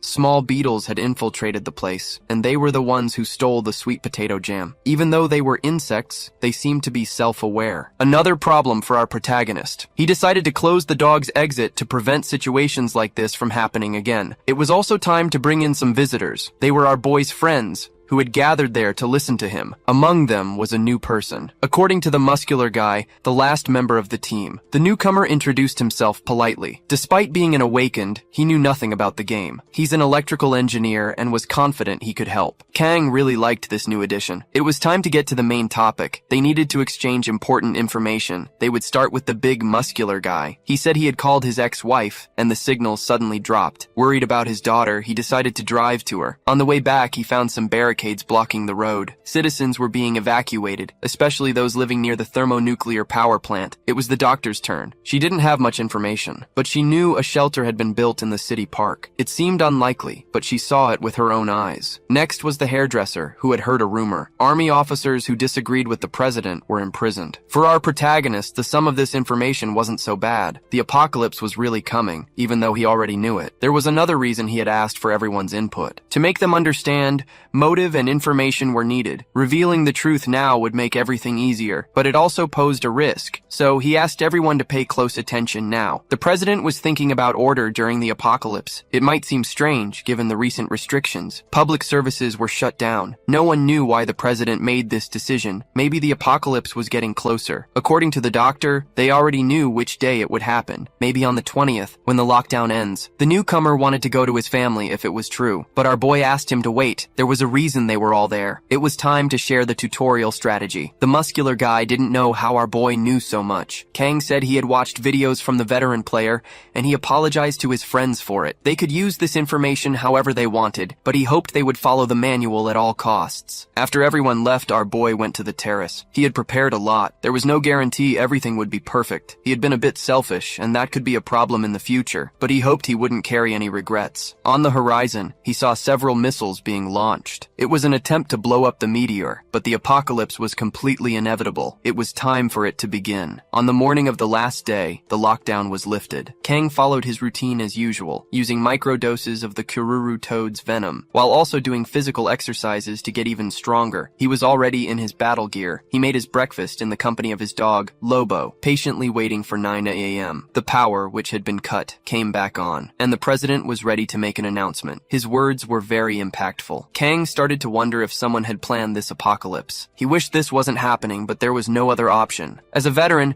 it was time for him to survive. He went to the other world to confirm he had plenty of supplies. The normal world had become a living hell. People were fighting over anything, and there were those who had lost all moral control, doing whatever they had always wanted, but there were also those who were killing others without a second thought, like that tattooed guy's group, who's a huge jerk. Soon, all metal would be destroyed. They needed to take advantage of it while it still existed. Kim directly threatened our protagonist, and hoped he wouldn't become a zombie, just so he could finish him off himself. Kang thought this was all very stupid. That's when pamphlets started falling from the sky with survival instructions. If there were more people like our boy, this situation wouldn't be so bad. The problem was human nature itself. Kang now had to venture into the apocalypse. There were only a few minutes left before the end. Those items should be enough for the metal plague. Our boy had memorized the route he needed to take to collect items. Everything that could be done had been done. There was no time for regret. From now on, all he could do was pray to God that everything would work out. On the streets, people were beginning to transform. A great epidemic had spread. The zombies started to rise. Among them, our boy passed by on his motorcycle. There were fewer zombies in that area than he had expected. Most people had spent their last moments with their families. It almost seemed like there were no survivors, which favored our boy's strategy. Otherwise, he might have faced resistance from other people. Our boy had just arrived at the first store. After breaking the glass, he immediately opened his portal. It was time to move quickly. It takes time for the zombies to become dangerous. Our boy was grabbing as many items as possible to avoid unnecessary fights. Poor Lobo the dog was almost crushed on the other side. The pharmacy had just been completely cleared out. If he kept up this pace, it would be faster than expected. However, the next store was completely sealed. Something like this was already part of his plan. That's why our boy brought a blowtorch. The only problem was the noise that tool made. Some creatures appeared nearby. They were ready to finish off our protagonist, who had drawn a lot of attention. It was the same situation that happened on the Russian vessel. Since these creatures hadn't fed yet, they were very weak. Our protagonist just needed to use a little violence. Knowing their weak spots, defeating them was an easy task. Kang only needed a few hits. With that, he managed to gain a lot of points, but he couldn't stay there forever. Luring them all into an alley was a better strategy. Unfortunately, our boy couldn't move away from that spot. He decided to launch an attack to finish them all. For now, he was just protecting himself with his shield, but time was precious. Even though he was completely surrounded, he wasn't afraid. He just had to keep fighting and protecting himself. He has over 5,000 hours in this game. There's no way he could lose here. These creatures were too weak. The fun had finally come to an end. It was time to get to work with the blowtorch, managing to collect all the items he needed. Upon arriving at the police station, all the weapons had already been looted. Among Among the bodies out front, he saw that one of them was carrying a bag. Inside were a few guns that could be useful. With everything gathered, it was time to hit the road. He headed to a motorcycle repair shop, getting a much easier vehicle to use. Since he'd worked hard, our boy went to the other world to rest for a bit. He returned as soon as he felt refreshed, ready to gather more items. That's when he ran into that tattooed jerk, who wanted revenge at all costs. They were already looking for our protagonist. His lightning attack failed to hit him. Kang is impressed by the obsession of these extras. Time to make them happy too. As the tattooed guy approaches, the smoker keeps watch. The tutorial hadn't started yet, so taking them out wouldn't result in any punishment. And even if it did, the first offense only gets a warning. The only problem now is our boy's conscience. If he had a choice, he wouldn't do this. But it was time to put this poor guy to sleep forever. Kang asked why they were chasing him. It's because our boy took someone they wanted. This only made our guy even more furious. It's time for him to hear the truth, or things are going to get ugly. The tattooed guy didn't seem to understand, getting ready to react. He pulled his gun and managed to fire at our boy, but he missed. Now his luck had run out. Kang knew exactly what to do. It was time to take out the trash, earning 50 points in the process. Doing this to a real person isn't pleasant at all. The other jerk finally came to see what happened. Our protagonist is ready to collect more points, but the poor soul was already surrounded by zombies, becoming their meal. Kang just watched as the scumbag begged for help. People like that don't deserve to live in the apocalypse. To reduce conflict between players, those who defeat another player are flagged as dangerous. The intention is good, but the game's regulation of it is a complete mess. That's why the first attack is only punished with a warning. The punishment only kicks in from the third attack onward. On the second attack, the game analyzes the circumstances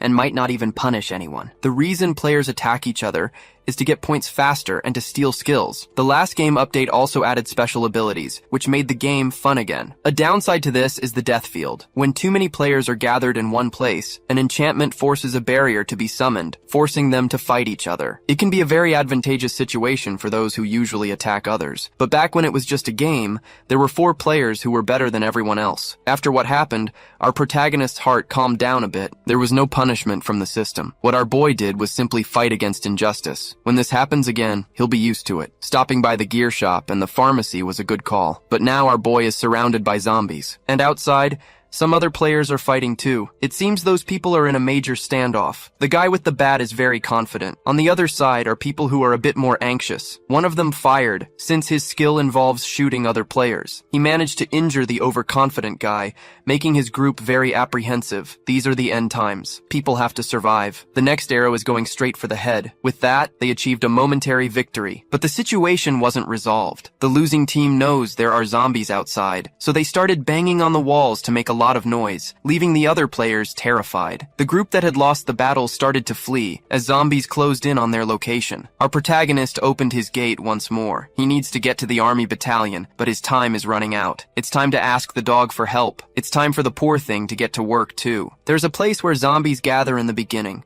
where consuming nutrients is much easier. These are markets of any kind, a location that should be avoided. But players like our protagonist think differently. He's already brought plenty of gasoline to this place. It's time to eradicate his enemies and earn a lot of points in the process. Everything is already prepared. It seems a bit wasteful, but with the metal plague, everything will be lost anyway. It'll be a good opportunity for the dog. It's time for him to do as he was trained. Dingo was sent to carry out his canine mission. Inside the market, the zombies are feeding. Surprised by the dog's arrival, they try to capture the small creature, but they aren't fast enough. Dingo managed to lure all the monsters towards him. Now, they are all heading outside, where they are greeted by our protagonist, who decided to set them all on fire. This caused a huge explosion, and he finally reached level 10. The item gathering was very productive. The buildings in that place will soon collapse. Our boy summoned a portal in the middle of the road, ready to go to the other world, and there, he exchanged all his materials to get rid of any metal. It's time to get back to training. Kang needs to learn how to use all his tools. Now he's properly prepared. There are only 3 minutes left before things get worse,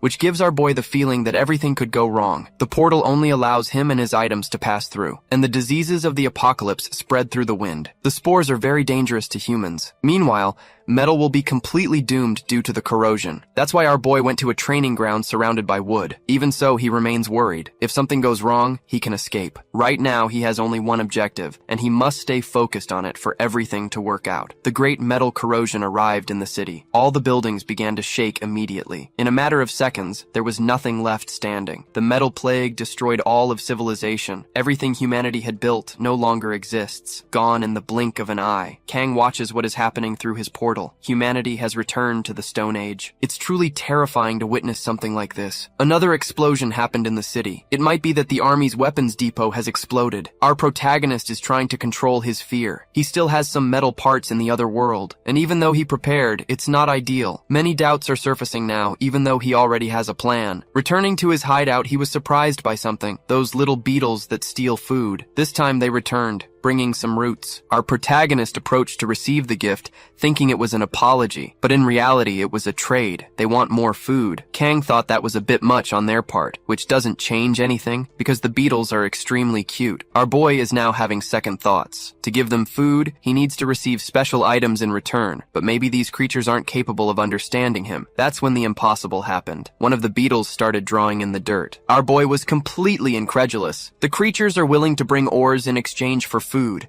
This is a much more interesting trade. But the beetle leader still has something to say. He gathered with his companions to establish a plan. After everything was settled, a contract appeared through the system, something truly new for our boy, who ended up agreeing anyway. A mutual exchange of ore and food, a slightly excessive formality. With nothing to lose, Kang agreed to all the terms, but he really has no idea how this might affect his life. At least these little creatures will do the work for him. Knowing this, our boy asked them to wait a bit. He brought some food, as he knew they were hungry. The little creatures were happy once again, receiving those sweets as if they were great treasures. As they leave with the food, our boy remembered he needs the ores. If that didn't happen, he promised he would hunt down every last one of those creatures. Now that he's calmer, he remembered the start of the game's tutorial. A very dark night. There are a few hours left until it gets dark. It's time to start moving too. The items he took from those people are quite diverse. Among them is a ceramic knife. It's time to find out where these scumbags are hiding. Our boy now went to analyze the data he got from the recording cameras. To analyze all that information, he has a wide variety of content, great for passing the time. And from it, he discovered something unusual. Kyung, who must be the hairdresser,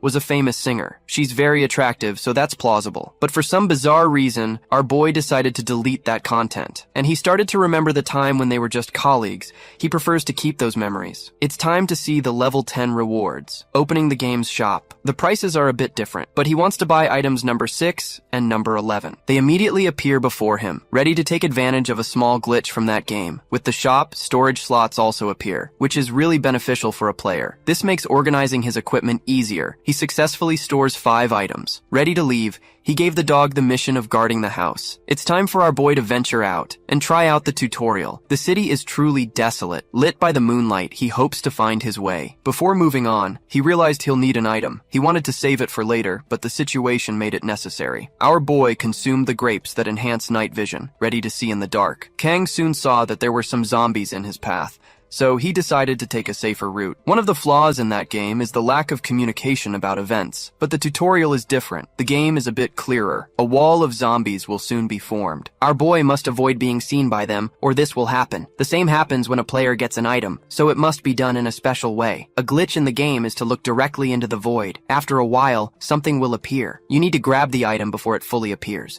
and this causes the item to be duplicated. This steel rod is truly a formidable item. Our boy stored it immediately, but the creatures are already approaching him. His escape must be silent. He doesn't want to attract unnecessary attention. There are many ways to complete the tutorial. The first is by defeating the zombies, until there's nothing left in that region. But there is also another way. It involves the wall of zombies, which has just been formed. Our boy realized it's challenging, and he doesn't have the same strength as his former companions. But that's okay. He has a special strategy. Just find the boss and finish it off. Our boy ran without stopping. But his path isn't random. He knows the tutorial very well. well and needs to pass through a special point. Only then will the boss appear in that location. Kang keeps searching, but the grapes effect will soon wear off. The checkpoint is somewhere around there. Amidst a lot of debris, our boy found a building. This is the right place. Now he can catch his breath until the boss appears. He decided to go to the roof. He needs to see the creature that will emerge to think of a strategy. Unexpectedly, someone was already on the roof. The hairdresser. He learned from her that all the shelter members are alive. He just didn't understand why she was outside. The hairdresser said she read the entire manual. The muscle guy said they should stick together, but the monsters appeared. It got a little messy, but it turned out okay. Kang, realizing things could get very complicated, and while still pretending not to be an awakened, he warned that the boss is about to appear. The girl wants to know the method for victory, but our protagonist doesn't know yet, stating that they were pushed into this situation. After the boss is defeated, the zombies scatter. That's what the best player's recording taught. Kang is already more confident about this. A blue glow appeared near them, greatly strengthening one of the zombies. It seems to have some kind of antenna on its head. Our boy asked if anything about the hairdresser's body had changed. That antenna has the ability to seal things. Worried, the girl checked her status window, and her trait was sealed. The same seems to have happened to our boy. It's time for Kang to find out if the girl trusts him. He asked if the flare gun and equipment are in her backpack. The items are all together, which is very good. Putting on his helmet, Kang declared that he will defeat the boss, but he knows it won't be an easy task, because he won't be able to use his portal. Even so, this is nothing new to him. There were no traits in the game, no sealing abilities. The creature blocked other things. Our boy can't be careless. It's time to use his bow. This skill can still be used, which is great luck for our guy. His enemy must be at a lower level than him. The reward certainly won't be as good, even though the task is risky. At least he's not alone. Before starting the attack, he heard the hairdresser. She used a flare to get the creature's attention. Things are going according to plan. Kang is now ready to attack, and his strength increased by 1 more point. This attack should be enough to settle things. The arrow pierced the creature, but our boy missed the head because it's too dark. He needs to resort to another method, standard violence, using his own hands to finish off the monster. It's time to eradicate it. A single blow exploded the creature's head, ending the skill restriction. Kang looked around, hoping to find an item. He received a bracelet that increases understanding by 2 points. The hairdresser soon appeared too, via teleportation. Our boy received another 17 points, without understanding where they came from. Looking at his friend, he showed her the bracelet. She doesn't want to accept the item, but the protagonist insists, because the victory only happened because of her. Now they need to go to their other allies. Outside the building, our boy realized it could be dangerous. He's going to fall soon. It could happen at any moment. It's time to find the others. The muscle guy was sure our protagonist would be alive, and he received him with great satisfaction. Everyone is happy to still be alive. Now they need to go inside to talk properly. They soon learned that our boy defeated the boss. Kang tries to say it was no big deal. He only achieved victory because he had the hairdresser's help. The other guy, the electrical engineer, was very impressed hearing this. Our boy's friends got some items following his guidance. The muscle guy couldn't find the checkpoint. There were zombies everywhere. Certainly, the tutorial is balanced according to each player's level. They managed to earn some points by defeating zombies. Escaping is also rewarded, as is helping someone. The hairdresser was happy to hear that news. And interrupting the meeting, the muscle guy asked what our boy's trait was, telling him to stop playing the fool. He's sure our boy isn't awakened, because all the survivors are now too. Kang doesn't like this possibility. The information he has isn't absolute. He has a lot to answer for now. The muscle guy, to no one's surprise, had his physique strengthened, while the engineer can make puppets. As for the hairdresser, we all already know. Kang is still very anxious, but it would be nice not to have to lie anymore. He just doesn't know how his team will react to this. It might just be his personality exaggerating everything, imagining his friends will be jealous. He wanted to reveal his abilities to true friends, so he decided to confirm that he is an awakened, but he ended up lying once again, saying he can predict attacks. This made the engineer happy, imagining our boy will never be cornered. Kang said he only sees the path of an attack. Now he wants to know the next step. For the muscle guy, they should focus on getting stronger, because he knows that having access to the shop is the most important thing, and soon he wants to crush those jerks who tried to attack the hairdresser. Our protagonist really likes this determination. Full of curiosity, the engineer asked what our boy's level was. Since he defeated the boss creature, he imagines our boy has been hunting creatures for a long time. Before he could continue talking, the muscle guy acted, saying our boy must be level 4 at most. The hairdresser also agrees with this version, as she is at level 2. Kang didn't expect these two friends to help him cover up his lies. He just didn't need to knock out that poor guy. Since it's late, Kang said he's going to leave, but the muscle guy still has something to say. He'd like to give him some items and a little food. Kang was flattered by this gesture. In fact, the muscle guy asked if our boy knows why he's divorced. It's time to tell this story. He was afraid of catabolizing his muscles. This obsession became a real problem in his relationship. But what he's trying to say now to our boy is that everyone has things they don't like to reveal, and he can talk about it when he feels comfortable. Kang was quite moved by this gesture. Knowing his companions suspected he was hiding something, it was his turn to say something before leaving. If the muscular guy levels up more, he'll get much stronger. So he needs to stay alive until the day they can be together. For now, Kang still needs to keep his distance. Back in the other world, our boy had to bundle up because it was snowing. Even though it was very hot on Earth, this made no sense at all. At least everything he needed was already stored away. The ice was reinforcing his defenses even more, but working with the excavator wouldn't be possible. It was time to make new plans. A major purpose of this game is survival. In the face of all these absurd monsters, players can store up to 5 items and have up to 10 skills. When the limit is reached, the oldest skill is eliminated. That's why every player needs to think this through very carefully. This is only true in the game. In real life, the variables are absurd, and our boy doesn't know what the most critical changes are. It was time to think about it. His supplies were all prepared. He needs to keep gaining skills and items to survive. This means he can't lose his momentum. As for this large forest, he needs to increase his defenses and ensure the valley's safety, while also paying attention to everything happening on Earth. There was so much to do, it left our boy feeling uneasy and anxious about all the details. When the zombies are sleeping, he'll try to get some fireworks. That will be the focus for tonight. Meanwhile, on Earth, the assholes were also at work. Their leader is very despicable and violent. The girl by his side is the one who makes him slightly better, because this guy wants to eliminate anyone. Kang carefully observes these other players, who are still obsessed with him. By the weapons they're carrying, they must want to set something on fire. This couldn't be ignored. So our boy revealed his presence. The asshole didn't like finding him at night. Kang stated that zombies are diurnal creatures, so the night is calmer. Moving around is much safer this way. The asshole's leader knows that stronger monsters appear for players level 17 or higher. He's still at level 5, which makes the night safer. Kang praised his line of reasoning, but made it clear that this belief could be wrong. This immediately frightened the asshole. To make matters worse,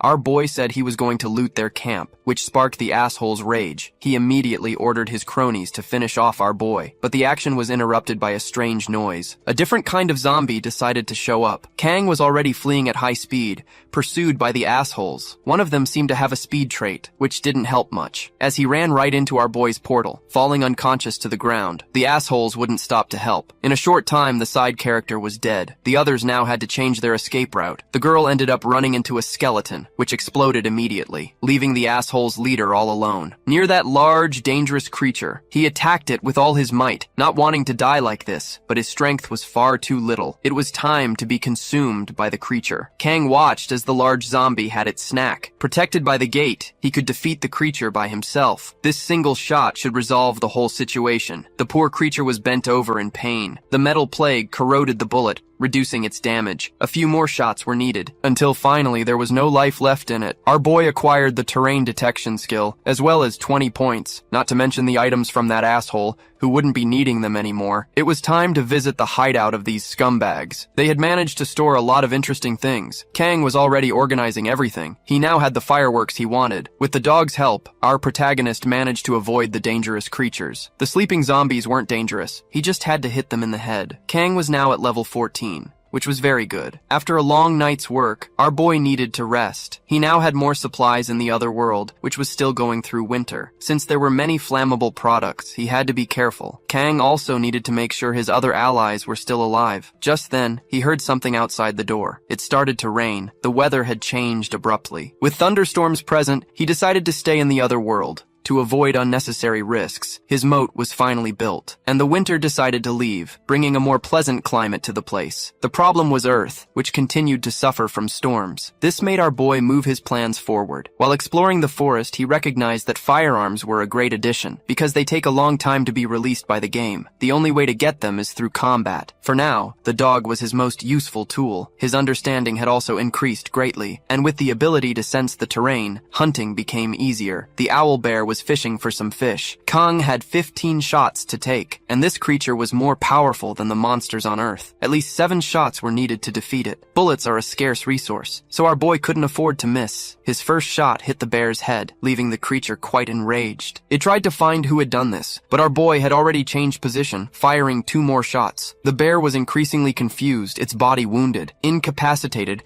it couldn't react to our boy, who was now ready to finish this enemy. Gathering its strength, the bear tried to attack. Kang summoned 2 items he had saved for this occasion, the lighter and the fireworks, which were being used as a grenade. Our boy would protect himself from the blast with a shield. It happened in mid-air, distracting the creature, which seemed mesmerized. Its sensitive eyes were hurting badly. Using a large drill, Kang was going to end it all, making his valley even safer. Now at level 15, he gained Silent Walk and an extra storage slot. Great additions for him. The bear's claws could also be used as a weapon, so our boy would take everything useful from the carcass. Kang was savoring his meal, eating the fish. His dog was also eating a lot, eating as many fish as it possibly could. For our protagonist, this was very good. It was time for the dog to get bigger and stronger, something that was already happening gradually. After the meal, it was time to get back to work. The auction house, a game feature, seemed pretty normal. It also charged a 10% fee, double what it was in the game. This ended up discouraging our guy. Kang saw that a player had put his item up for sale. Our boy needed to stay calm now, trying to imagine who could have put that up for sale. This led our protagonist to check the comments section, and he soon recognized that way of expressing oneself. Anonymity within this game is very valuable. Players could change their character's gender and even their voice. Their IDs were revealed in the global chat, but personal information is confidential unless the player chooses to reveal it. But veteran players don't always follow what the developers want, especially this one person who kept writing in a very particular way.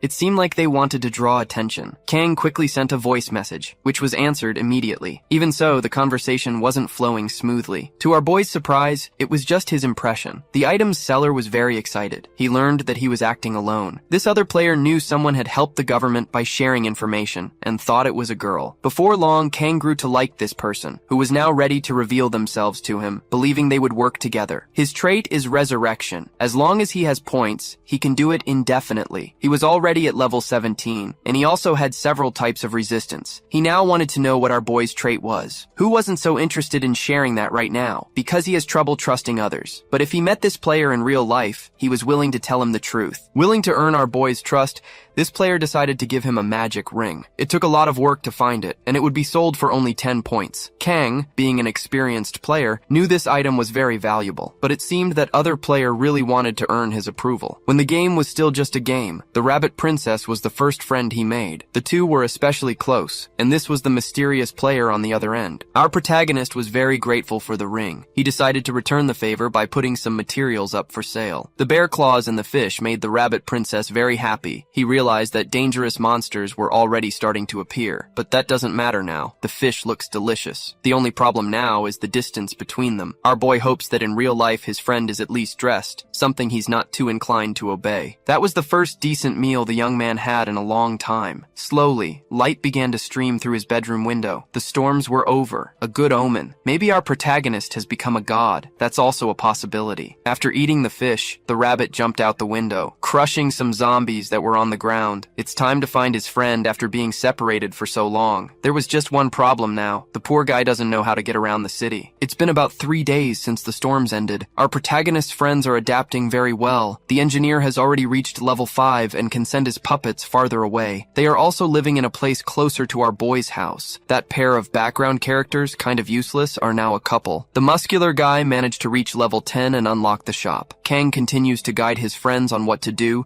so they can continue to grow stronger safely. He also didn't forget to use the auction house, given that his friend, the rabbit, is still lost in the city. Starting from level 15, the amount of experience needed to level up doubles, making things more exciting. At least our boy can get around this in another way. There's much to be done in the other world. Inside his hideout, our protagonist observes the indestructible knife. It was made by his beetle friends. The trade for ores was already good enough. And what intrigues our protagonist even more is how these insects made it. The small creatures wanted to be recognized. Kang gave them a coin, asking them to use it as raw material. The creature immediately started biting the metal, building a small knife with it. This left our boy genuinely surprised. The small knife is quite perfect, but the larger one seems to have some defects. A comment like that really shook the creature's emotions. Kang decided to cheer them up a bit, telling them to try harder. The creatures made a drawing on the wall. They're being hunted by goblins, and that makes their work difficult. Kang wants to know where these enemies live. Knowing his way around the map, the beetle leader showed him where the enemies are, receiving a promise from our protagonist that this would be handled. But he needs their help too. They just need to keep working the metal to be rewarded. A good relationship is being built between them. Kang continues exploring with his dog. Normal zombies no longer pose any danger, as our protagonist annihilates them with ease. Even when surrounded, the poor things can't do anything. This is becoming a habit. After walking for a while, Kang arrived at another village, a place he had never visited before. He needs to find out if his friends are still alive. Since the others became awakened, the chances are high. And having a doctor alive could be crucial, but he must acknowledge that she might be a zombie. The location of that place is also a bit dangerous, as it's near a shelter full of people, the one set up by the government. Our protagonist called the dog to get into his bag, since he would need to climb a rope. He continues searching for the doctor, but this path is too challenging for a normal person. Observing the floors, Kang realized all of it was the doctor's handiwork. He just needs to find her now, and she's already waiting for him. However, she warned that there's a dangerous person in the area, before realizing she was talking to our protagonist. It seems she was communicating with someone else. Our protagonist went there to collect money for medicine. This made the doctor a bit more wary. Kang also wants to know who this dangerous person is. Welcoming him into her apartment, she warned him that the conversation would be long. Kang is sitting on the doctor's sofa, talking, while she tells him everything she knows. She's a machine gun of words, not even letting the poor guy get a word in. The gist of it is this. There are 3 groups of people in that region. A slightly larger group of about 10 people emerged. They suggested the shelter be opened and the supplies shared. 2 groups immediately refused. This led the others to settle the discussion with violence. The leader of this other group is a mental degenerate. Our boy figures this asshole is related to my dream, as he must control minds. His control probably has a limit, since he makes an offer instead of giving a direct order. Now, they must act cautiously, and Kang doesn't want to reveal his trait either, and that's the long and short of it. Several people were defeated, while the third group remains intact. Kang needs more information to know how to act. The doctor's trait is healing, which is great. She earns points by helping others, and hunting is very difficult for her since she's a support character. Our protagonist quickly realized that the leader of this degenerate team must also be a support character. This makes sense to the doctor too, as his followers are strong. The hypothesis fits the situation like a glove. As for the doctor, she has other plans to carry out. She's sure someone is about to confess to her. It's a bit embarrassing, but her group is full of idiots, which is why she answered the door so irritated. The doctor also hates those who are driven solely by their desires. Kang agrees that this is indeed a problem. However, she knows these idiots aren't bad people. As for our protagonist, he's going to supervise the shelter, a dangerous task, knowing there are assholes around. Before leaving, he gave the doctor a gift, an ore. It serves as a natural lamp. The doctor presumed from the gift that our boy had unlocked the shop. This is true, and in fact, Kang assured her he could repay her for her medical favors. Now we're taken to the leader of the assholes, who is purifying this region. His subordinates continue to attack other survivors. Soon, everyone will be eradicated. As for the other team, he knows they haven't made a move yet. The asshole leader wants to attack someone from that group to complete his plans, but not all of them have been tracked down yet. So far, they only know where the doctor is. The asshole leader gave an order. The enforcer must finish her off immediately. There's someone else he wants to find, but their location is uncertain, and this makes the asshole leader furious. He knows our protagonist is around here, and this player must be found immediately, with top priority. Since he's a support character, he doesn't gain points when his subordinates do, a major flaw. This frightens him, as he knows our protagonist could eventually take him out. If he doesn't reach level 15 soon, leaders from other areas will see weakness in him. Now my dreams is furious. At least his subordinates managed to capture several zombies. An excellent job for this worm. He threw a cocktail at the creatures. The flames consume them all, and just like that, the great asshole My Dreams gets points and experience. It's time to give more orders to his henchmen. They have 3 tasks to perform now. First, they must figure out how to open the shelter. Second, they must continue capturing zombies for him. And lastly, they must find out where our protagonist is. Little does the worm know that a portal is right there near him. Kang observed everything that just happened. His enemy doesn't need to be so impatient anymore. It's time to share the fun a little. Back with the doctor, a poor guy is declaring his love for her. He even managed to pick a flower for his proposal. Cold as ice, she said it's not the time for this, as there's a dangerous player in the area. The guy said he used his clairvoyance to make sure everything would be fine. This reminded the doctor that their companion died while hunting. Still, the background character insists that everything is safe and sound. Apparently, he can't see that the doctor is just getting more irritated. And to make matters worse, the guy really wants to be her boyfriend. Disgusted, the doctor said that hearing this makes no sense at all anymore. At that very moment, something happened to his heart. The poor guy started to feel strange. This is the sign that the dangerous player is nearby. This worm's clairvoyance is useless. They need to get out of there quickly before a deathmatch arena forms. Using his clairvoyance, the guy is trying to locate the danger. He confirms that the dangerous player has just found them, and he seems to be very dangerous and enjoys what he does. Nothing good ever happens when the doctor is around this moron. Still, they manage to confirm something interesting. This player is wearing the uniform of that asshole's team, the one who attacked the others. My dreams. Looking at them, the asshole invoked the death field, forming a large barrier around the three of them. The doctor knows they need to run and hide from this degenerate. The dangerous player, having attacked others before, is forbidden from running. Faced with danger, the doctor wished for the secret savior to appear this time, because the attacker is ready to slice them all up with great cruelty. The first strike came close, opening the way for a counterattack. An intense light temporarily blinded the asshole. The flashlight is really useful, but the doctor is an idiot and took a punch to the ribs to teach her a lesson. The force was so great she bounced off the ground like a soccer ball. Now she's spitting up her liver. She celebrated too soon and got screwed. The poor girl barely has the strength to call for help, and the creep who confessed to her already ran off, like the beta he is. This made the doctor lose all hope. She was about to meet her maker. At the last second, Kang appeared to save the day and farm some aura. The asshole didn't like being interrupted, but that doesn't matter, since he's already getting his ass kicked. The doctor managed to sit up. She heard from our boy that she can't die yet. She still owes him a few favors. Hidden away, she began to heal herself. That asshole leader really knows how to brainwash people. The doctor's wounds are almost healed, thanks to her ability. As for the creep who confessed to her, he's already pushing up daisies. Still, she regrets what happened. It would have been nice to have a backup simp. In this situation, defeating a dangerous player who's strong and can regenerate is impossible. This scared the doctor, making her think there was no escape. The deathmatch is designed for players to meet inside this dome. On top of that, the barrier attracts zombies. But there's a flaw in the system, one our boy knows very well: a bridge, right there between those buildings. When there's another sound,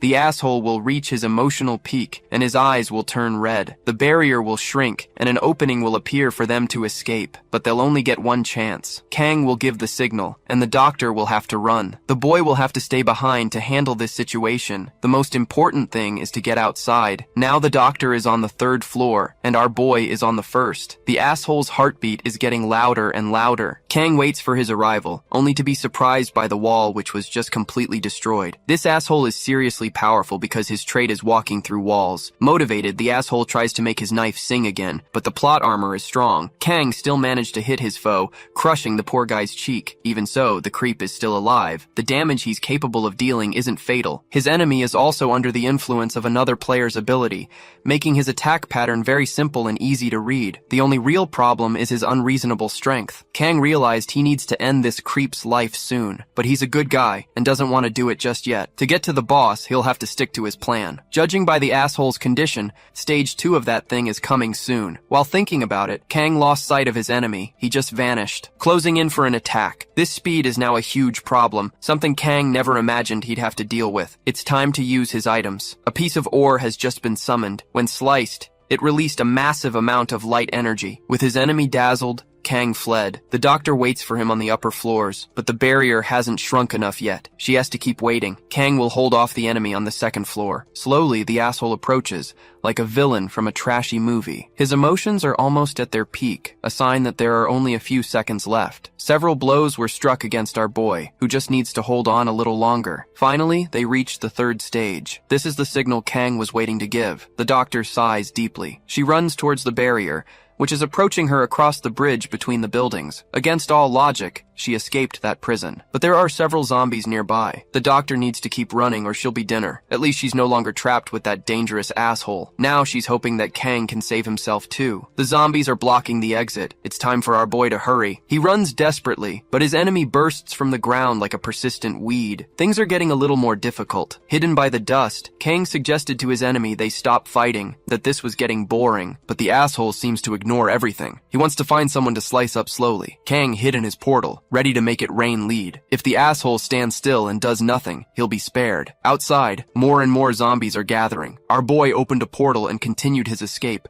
reaching the doctor's position in no time. She's very curious, but she'll stay that way because time is short and they need to run. The asshole is still alive. Their destination is now the shelter, to bring the asshole to his group. There's a chance he's no longer being controlled. When a deathmatch ends, all negative effects are lifted. That was our boy's plan, to end the brainwashing, making the asshole's resentment turn against my dreams. A truly audacious plan. The asshole's name is Kim, and now he's confused, remembering nothing. A technician like him shouldn't be holding a knife, and his clothes are stained with what looks like menstrual blood. Slowly, fragments of memory are returning to him, his family, and other things too. Now he is filled with hatred. It's time to make my dreams suffer, a lot. Besides lying to him, he made him work like a puppet. Fireworks are lighting up the sky. Kim is ready to get his revenge on that scum. He moves with determination. This time he's going to kill someone, and with full malice. The one who set off the fireworks was our boy. The doctor didn't understand this, as it would alert their enemies. That's the intention, to make the asshole's leader very nervous. To the doctor, our boy is a genius. It didn't take long for them to see something interesting. Kim is already on the move, ready to end someone cruelly. His eyes are filled with hate. His target is already locked on. The leader of the assholes doesn't yet know what awaits him. He felt a shadow approaching. After that, a huge impact occurred nearby. Confused, My Dreams doesn't know how his subordinate appeared like that. Scared, he told him not to come any closer, or he would regret it dearly. Without a second thought, Kim activates the death field. The asshole leader's luck has just run out. Unfortunately, before he could get his revenge, he was interrupted by some useless extras. They'll do anything to save their boss, and someone managed to teleport him away. The asshole leader is now truly cornered, because Kim is dangerous with a knife in his hand. Even if he hypnotizes him, he still needs to get out of the deathmatch field. The only option is to kill everyone, his subordinates included, so he ordered them to hold Kim down. Kim got angry seeing those men being controlled like that, but since he has no pity, he decided to cut off their arms, leaving behind a few cripples. The asshole leader keeps giving orders to his henchmen, but not even arrows can do anything to him. He's too powerful. It's time to use some fire. As for the henchmen, their mission is to protect the boss, even if they have to sacrifice themselves. Once again, Kim is immobilized, but with his knife, he can cut through anything. Confident, the asshole leader can already see his victory approaching. One of the rules of that place is that the attacker can't run, and there are still plenty of henchmen to fight. That's why the leader believes Kim will be defeated. He throws an incendiary cocktail at him. The device hits the ground and starts burning people. Kim revealed he doesn't want to leave that place alive. The asshole leader taunted him, saying Kim abandoned his family on the first day, that he's weak. Arrows start cutting through the wind, hitting Kim's body, which is on fire. He was finally freed. Now he can have a worthy end after everything he's done. The asshole leader realized someone did that, someone he hadn't seen yet. This could only be the work of that guy he bullied in the bathroom. Furious, he started screaming, demanding that our protagonist reveal himself at once, but our boy is already far away, in the company of the single doctor. She decided to change positions. That neighborhood is too hectic. She also took the chance to thank our protagonist from the bottom of her heart. Kang said it was nothing, that it's good to have a doctor around too. She also helped a lot. At least she's not a freeloader. And as for the assholes, they won't be a problem anymore. Our boy guarantees it. After these exciting events, our boy took 3 days off, because the guy's not made of iron. His survival skills seemed to be on vacation, so he got totally screwed. At least he gained a tracking skill and reached level 16. He also spent 300 points to buy a better weapon. And in the other world, he set some traps for wild boars. It's time to eat more protein. I don't know if you remember his friend, the rabbit princess, but that useless guy is still lost out there. The intelligent beetles keep working hard in exchange for food. Pure exploitation. But Kang is hunting goblins, so at least he'll keep his promise. Until that happens, our boy spends his time planting peppers in the garden. On the 4th day, he woke up and went outside. The engineer's plane wasn't moving as usual, and the message on it didn't look very good. Now, our boy is absolutely furious. Somehow, someone has just been very ungrateful to him. This awakened the worst part of our boy, who is ready to end more lives. That didn't last long though. He doesn't want to become like those degenerate people. A little calmer, our boy took a deep breath to keep his composure. The muscle guy is having trouble with a side character. I don't know if it's the engineer or that asshole who's dating the other useless side character. It's the one dating the foolish girl.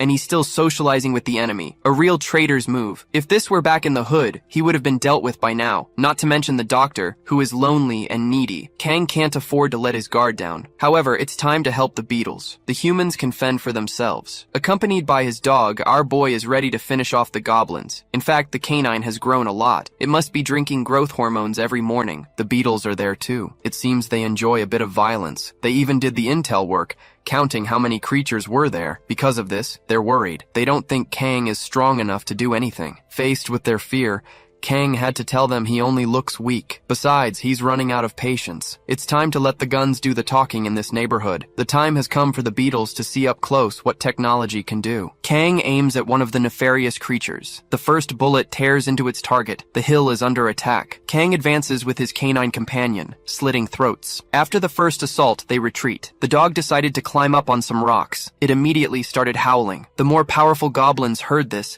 and ordered their minions to do something. Kang is already hidden, bow in hand, easily picking off more creatures. The stronger goblins aren't happy about this. It's their turn to feel a little fear too. The dog is big, and it's hungry. Properly cornered, there's nothing they can do but shit their pants. Since Kang likes to have fun, it's time to test his new sword. It seems to be very good at slicing up goblins and the like. Full of joy, he charges toward his enemies, cutting them all down as if they were made of cotton candy. Now that it's all over, it's time to dispose of the bodies, the worst part of the job. The ones who really enjoyed the show were the beetles, who are now celebrating enthusiastically. Unfortunately, Kang only received 60 points. He was expecting more rewards. The beetle leader called him over to see something. Inside one of the huts are some valuable items, more specimens of kururu, ores, and weird chickens. The dog really liked this. He already wants to chew on the chickens. Now our boy is finally happy. After this grand adventure, our boy started to complain about the heat. At least he has some ice to cool his skin. In this strange world, even though it's cold enough to freeze water, the forest is still green and lush. This mysterious land has some kind of mystical power. Unlike in the game, zombies aren't appearing frequently.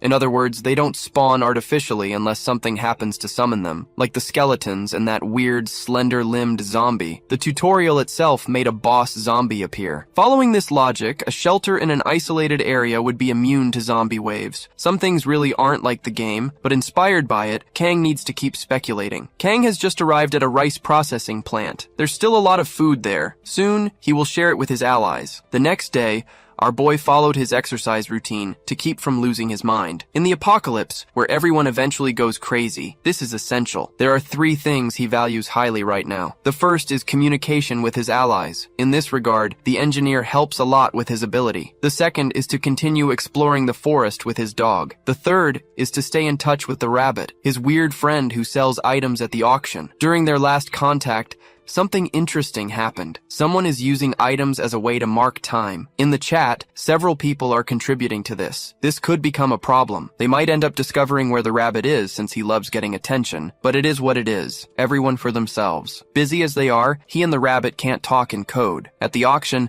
identification is anonymous, so someone could be manipulating the perceptible data. This is what gets the attention of fools. Kang decided to sell some ice to get the attention of these other players. For a cheap price, about 5 points. He waits patiently. In a short time, several reactions to this item appear. Everyone wants to get their hands on some ice in this infernal heat. From the messages, Kang figures at least 10 people must be participating in the auction. When some started talking shit, Kang got furious. Trolling our boy, some players listed common items for sale as if they were miraculous, since they doubt the ice is real. Kang felt surrounded by idiots, but to his surprise, the ice was sold, and the person who bought it was shocked to receive actual ice. In the midst of the heat, the woman cools herself down, relieved. She even criticized the resident shit-talkers. This woman is powerful. Her trait is zombie domination, and with them, she lives a life of royalty. Her servants attack other zombies without being repelled. This helps her earn a lot of points without moving an inch. Gaining points is easy for her, so she doesn't suspect that for other players it's very dangerous. Unfortunately, the ice she bought melted way too fast. She'd like to know who the clever person was who managed to make it. Maybe it's someone with a water or ice domination trait. It would be interesting to have that person on her side, as an ally. With that in mind, she tries to contact the seller. Revealing her identity, she wants to know where the famous ice seller is. She also asked to buy more ice because this heat is just too agonizing. This automatically changed the reaction of the shit-talkers. By the username, which is something like Patino, it's a famous player, but our boy thinks it's just a fake. However, reading all those curse words, he was sure it was Patino. Since she hasn't hasn't gotten more ice or our boy's location,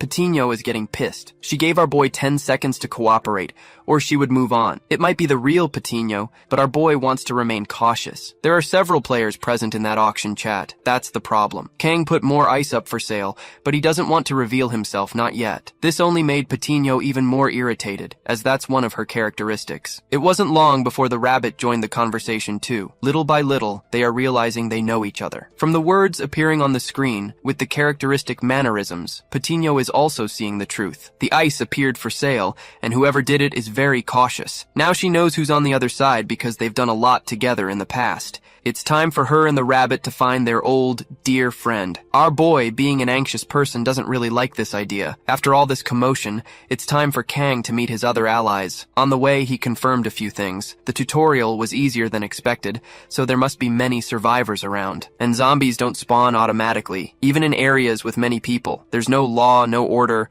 but for those who are cautious, survival is a bit easier. It didn't take long for the hairdresser to find our boy walking down the streets. Kang is thoughtful and focused, as he has things to sort out there. The engineer noticed this right away. The hairdresser's trait has been strengthened. Now she can teleport with one other person. The doctor is also on the move, heading to a safer zone. But what really pissed Kang off was seeing the engineer's injured arm. The guy said it was nothing serious. He claimed he was just careless, but our boy knows that's a lie. Just by looking at the bandage, he can tell there's more to the story. The doctor confirms it. That wound was from an arrow, and she was the one who treated him. They shouldn't be hiding things from Kang. What happened wasn't an accident. It was done on purpose. Now, our boy is genuinely worried. The hairdresser is about to tell the truth. It all happened a little over an hour ago. She was using her ability to move some heavy boxes to the rooftop. That's when she heard a scream and got worried. She had a bad feeling and went to see what might have happened. The engineer had been hit, and a few assholes were standing there right in front of him. They were all wearing gym clothes, like it was some kind of uniform for their group. And she's sure the attack was intentional. If she says so, it must be true. All of this was enough to drain what little patience Kang had left. He's at his limit. These assholes are attacking the very team our boy is trying so hard to strengthen. They are far too important to our protagonist. The engineer handles communication, the hairdresser moves them, and the doctor, well, she's the doctor. That's it. Kang has decided he needs to eradicate some people from the face of the earth. Even after what happened, his allies are calm and composed. The doctor wants to know where the others are. According to the engineer, they had things to do that prevented them from being there, but he can't say where they are now, which is a problem. Kang asked where the communication dolls are and learned they're at the base. If someone is there, they can just contact them. He found out the 3 missing members are already there. It's time to pay them a visit. Through the doll, he learned that the 3 of them seem to be staring each other down, and this worries Kang. The hairdresser immediately wants to take our boy to the base. They need to do it fast to prevent anything bad from happening. Her powers begin to activate. Our boy was teleported and the trip seemed a bit painful. As soon as he arrived, he realized a fight between the muscle guy and the nobody almost broke out. Kang said he'd talk to his brawny friend later. For now, it's time to deal with the rotten apple, the one who looks down on our boy, believing he has no powers, which is irrelevant, because now this asshole is outnumbered. Even so, the nobody remains confident. He must think he has plot armor too. Kang wants to talk like a civilized person, but the nobody is just too damn cocky. To make things easier, the muscle guy decides to suppress his violent aura. The nobody did the same and said he gets annoyed with the muscle guy for agreeing with everything the protagonist says,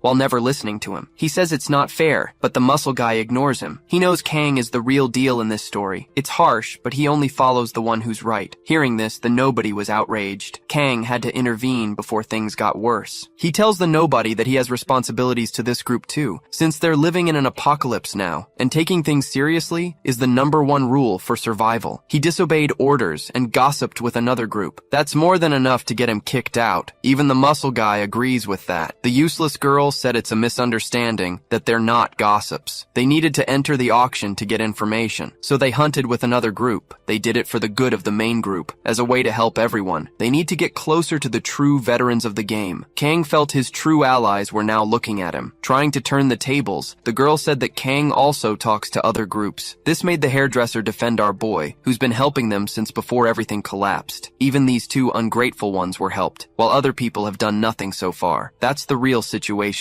Faced with this, The useless guy admitted he's useless. He doesn't want to harm anyone, and he apologized, but in a really crappy way. The muscle guy noticed this and said it's too soon to apologize, which ended up upsetting the nobody once again. But the muscle guy saw an opportunity. He said if these two pieces of shit want to leave, he can help with that. They had only stuck around because they were unsure if they could take some supplies with them. Before the world went to hell, they were clients at his gym for 3 years. Now, it seems the situation has been resolved, without any major losses for anyone. Finally, the shitty couple left, much to the main cast's delight. This leaves everyone very relieved. Now they can finally make real progress. The one left confused by this outcome was Kang, who was expecting a bit more violence, but the muscle guy knows that not everything has to be settled that way. In fact, he wanted to resolve the situation as soon as possible, without involving the others. Kang said that soon he will join them for good, news that greatly pleased his allies. He needs a few more weeks until things calm down a bit. These words renewed their enthusiasm. They are ready to keep on surviving. Showing them a book, Kang said it was a gift. Now, a flashback. The game's slogan was that one day, everything would be discovered. This game was never friendly to anyone. What Kang shared were notes on everything he had found so far. Overall, reality hasn't changed much compared to the game. And if there's one thing he knows about now, it's the dimensional gates, which are similar to the ones he has. In other words, dungeons are going to appear. In the game, they were key tools for spawning creatures and specific events, something fundamental to the survival logic. Kang has been studying this subject extensively. When the first hunting event ends, goblins will start appearing through a portal. First, players get a bit of meat, only for the game to then unleash a horde of furious goblins. This is going to happen, but Kang doesn't know when. The first event happens when the zombies become a bit more nourished. That's what he remembers. Hopefully, our boy's allies will be able to survive all of this. Goblins hunt humans, which makes them far more dangerous than zombies. Kang is already preparing for this, training with several different weapons.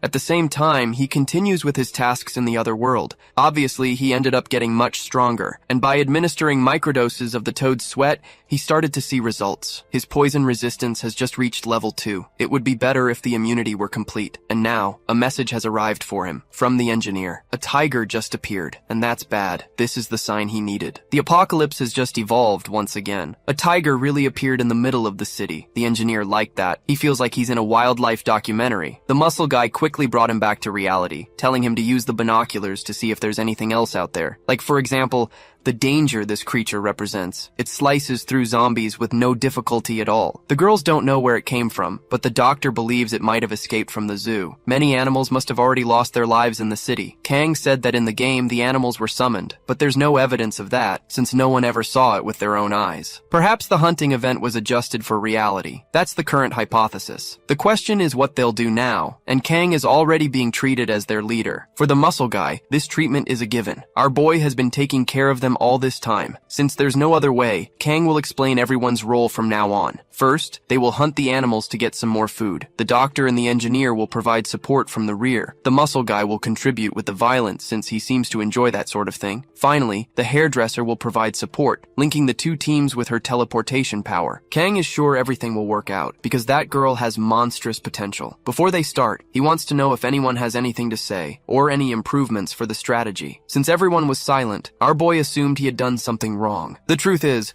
the hairdresser and the engineer are happy to be receiving real orders, which saddens the muscle guy, as he's been trying to do that this whole time. In any case, they need to proceed with the plan, and the tiger won't be their target. That will be determined by their informant, and that role falls to the dog. Dingo runs through the city's destroyed streets trying to sniff something out. It didn't take long for him to find a group of defenseless sheep. He tried to attack one of them, but it seems this sheep is a karate black belt. The two animals stare each other down intensely. The sheep is ready to start a real brawl. It charges toward the dog, full of hate. Since he's no fool, he jumped onto a rock, and Kang is also ready to step in. The poor sheep was just hit by an arrow. Kang was annoyed. He wanted to take it down with a single shot. Since it made so much noise, the nearby zombies are coming to investigate. This complicates things, so the dog will have to draw their attention. The zombies want a snack too, and they'll get in the way if they can. Kang could take them out himself, but he chose to ask for help instead. The hairdresser appeared to help. Using her ability, she immediately pulled our boy out of harm's way. Seriously, teleportation is way too useful. The muscle guy has already collected 2 sheep,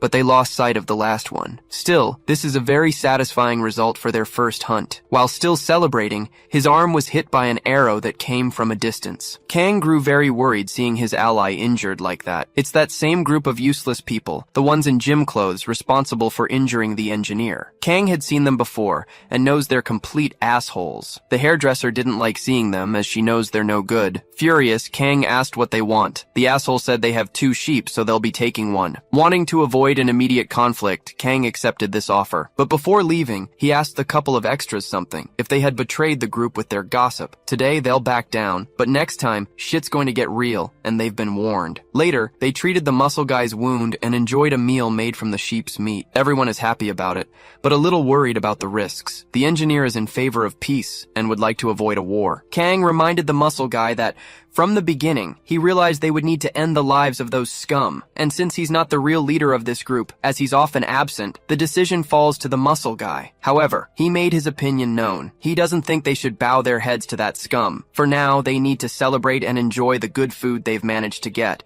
as these moments are rare. Far away, something begins to happen in the air. A dimensional portal is appearing. Things are about to get even more interesting. The next day, our boy returned to the other world to train. He was impressed by the work the beetles had done. The poor little guys had gathered various minerals. And that's not all. There's something special to be revealed now. Seeing the object, Kang was left almost breathless. Animal exploitation has borne fruit. He now has stone daggers, a spearhead, and some pepper bombs. The quality is exceptional. The beetles must have worked very hard on this. He even asked if the beetles were dwarves and the poor things played dumb. But they don't need to panic. For Kang, this changes nothing. It's time to test all these new tools. And the force they're able to generate is simply absurd. Time for the pepper bomb. It explodes very effectively. However, our boy was expecting something a bit more destructive. He went to investigate, and the beetles tried to stop him. It's too late. He inhaled the pepper dust. Soon, Kang was deeply regretting it, feeling his throat burn in the worst way possible. Now he knows this is more than enough to ward off dangerous monsters. After that, he asked the beetles to come live with him too. The forest is dangerous. The weather can get cold, not to mention the problem with food. In Kang's shelter, all of that would be permanently solved. A mutually beneficial situation. Before giving an answer, the creatures needed to talk amongst themselves. By all indications,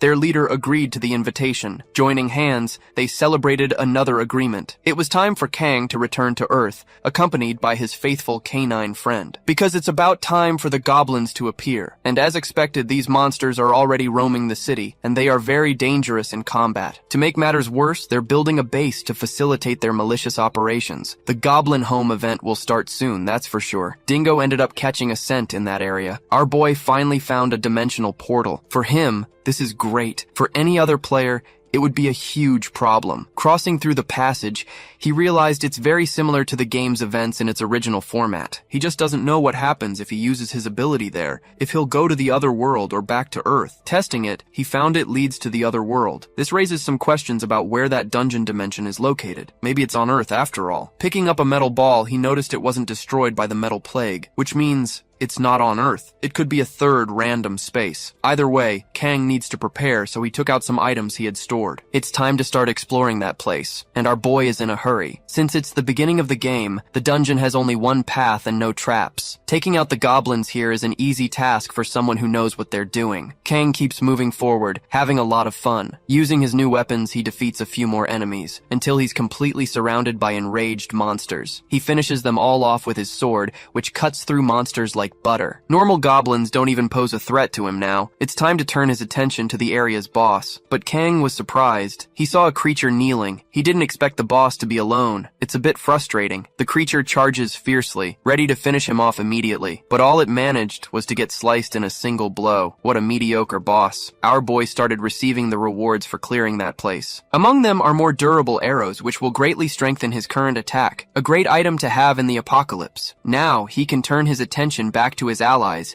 and see if they're all still alive. It would also be good to analyze those assholes to find out what they're planning. In fact, given the situation, maybe our boy doesn't need to do anything at all. These assholes in gym clothes have already shown they're very aggressive. So, it's possible that instead of defending against the goblins, they'll want to go on the attack. It's to be expected that they'll want to explore the portal too. In fact, that's exactly what happened. Just half an hour in the dungeon was enough for them to leave disappointed.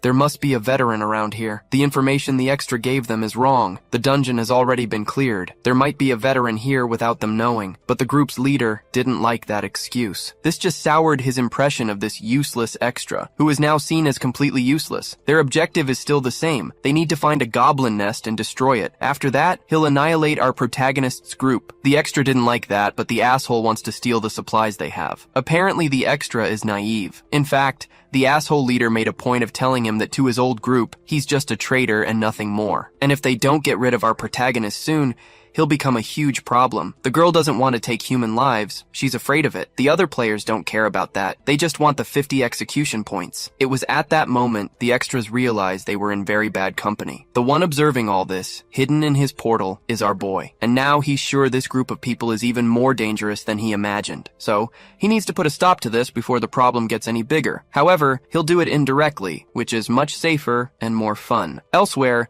an anonymous person is terrified by the presence of goblins. The creatures use their poisoned darts against him, and in a short time the poor guy understood what had happened. Paralyzed, he watched as his body was sliced up by the creatures. The leader of the assholes spies on the creatures, frightened, because he knows they're dangerous. It's time for them to attack too, but the extra doesn't want to do it.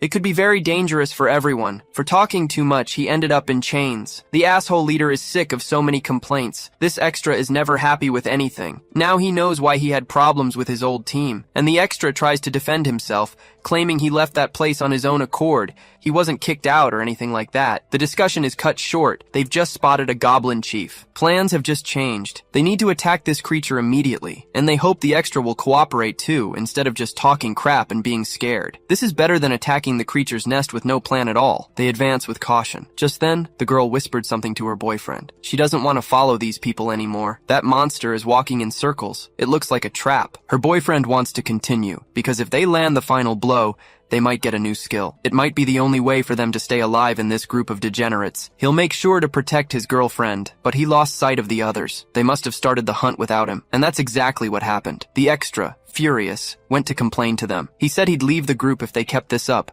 so the jerk told him to calm down a bit. The monster was already defeated. Someone had placed a glowing stone on it to use as bait. This is a trap, and they all just fell for it, like sitting ducks. A girl in the group started to get terrified. She was seeing an arm floating in the air. To make things even more interesting, this arm was holding something that looked like an incendiary device. It's our protagonist, who appeared through his portal, dropping the bomb on this group of filthy people. The firework exploded, startling all of them. The leader of the jerks wants to know who this mysterious person is. The extras take advantage of the noise to escape, as the sound has attracted the goblins to their location. Now, the jerks are surrounded by the creatures. It didn't take long for them to be unalived. The jerks were dealt with, but our protagonist's former companions seem to have escaped. At least they seem to have some morality left. As for Kang's allies, they are fighting the goblins fiercely. The situation isn't favorable for them. Things are getting complicated. That's because they're still coordinated and can fight efficiently. The medic can heal from a distance, which has helped a lot in moments like this. But for the muscle-bound guy, there are too many creatures to defeat. The goblins try to use poisoned darts against him, but they miss every shot. Faced with this,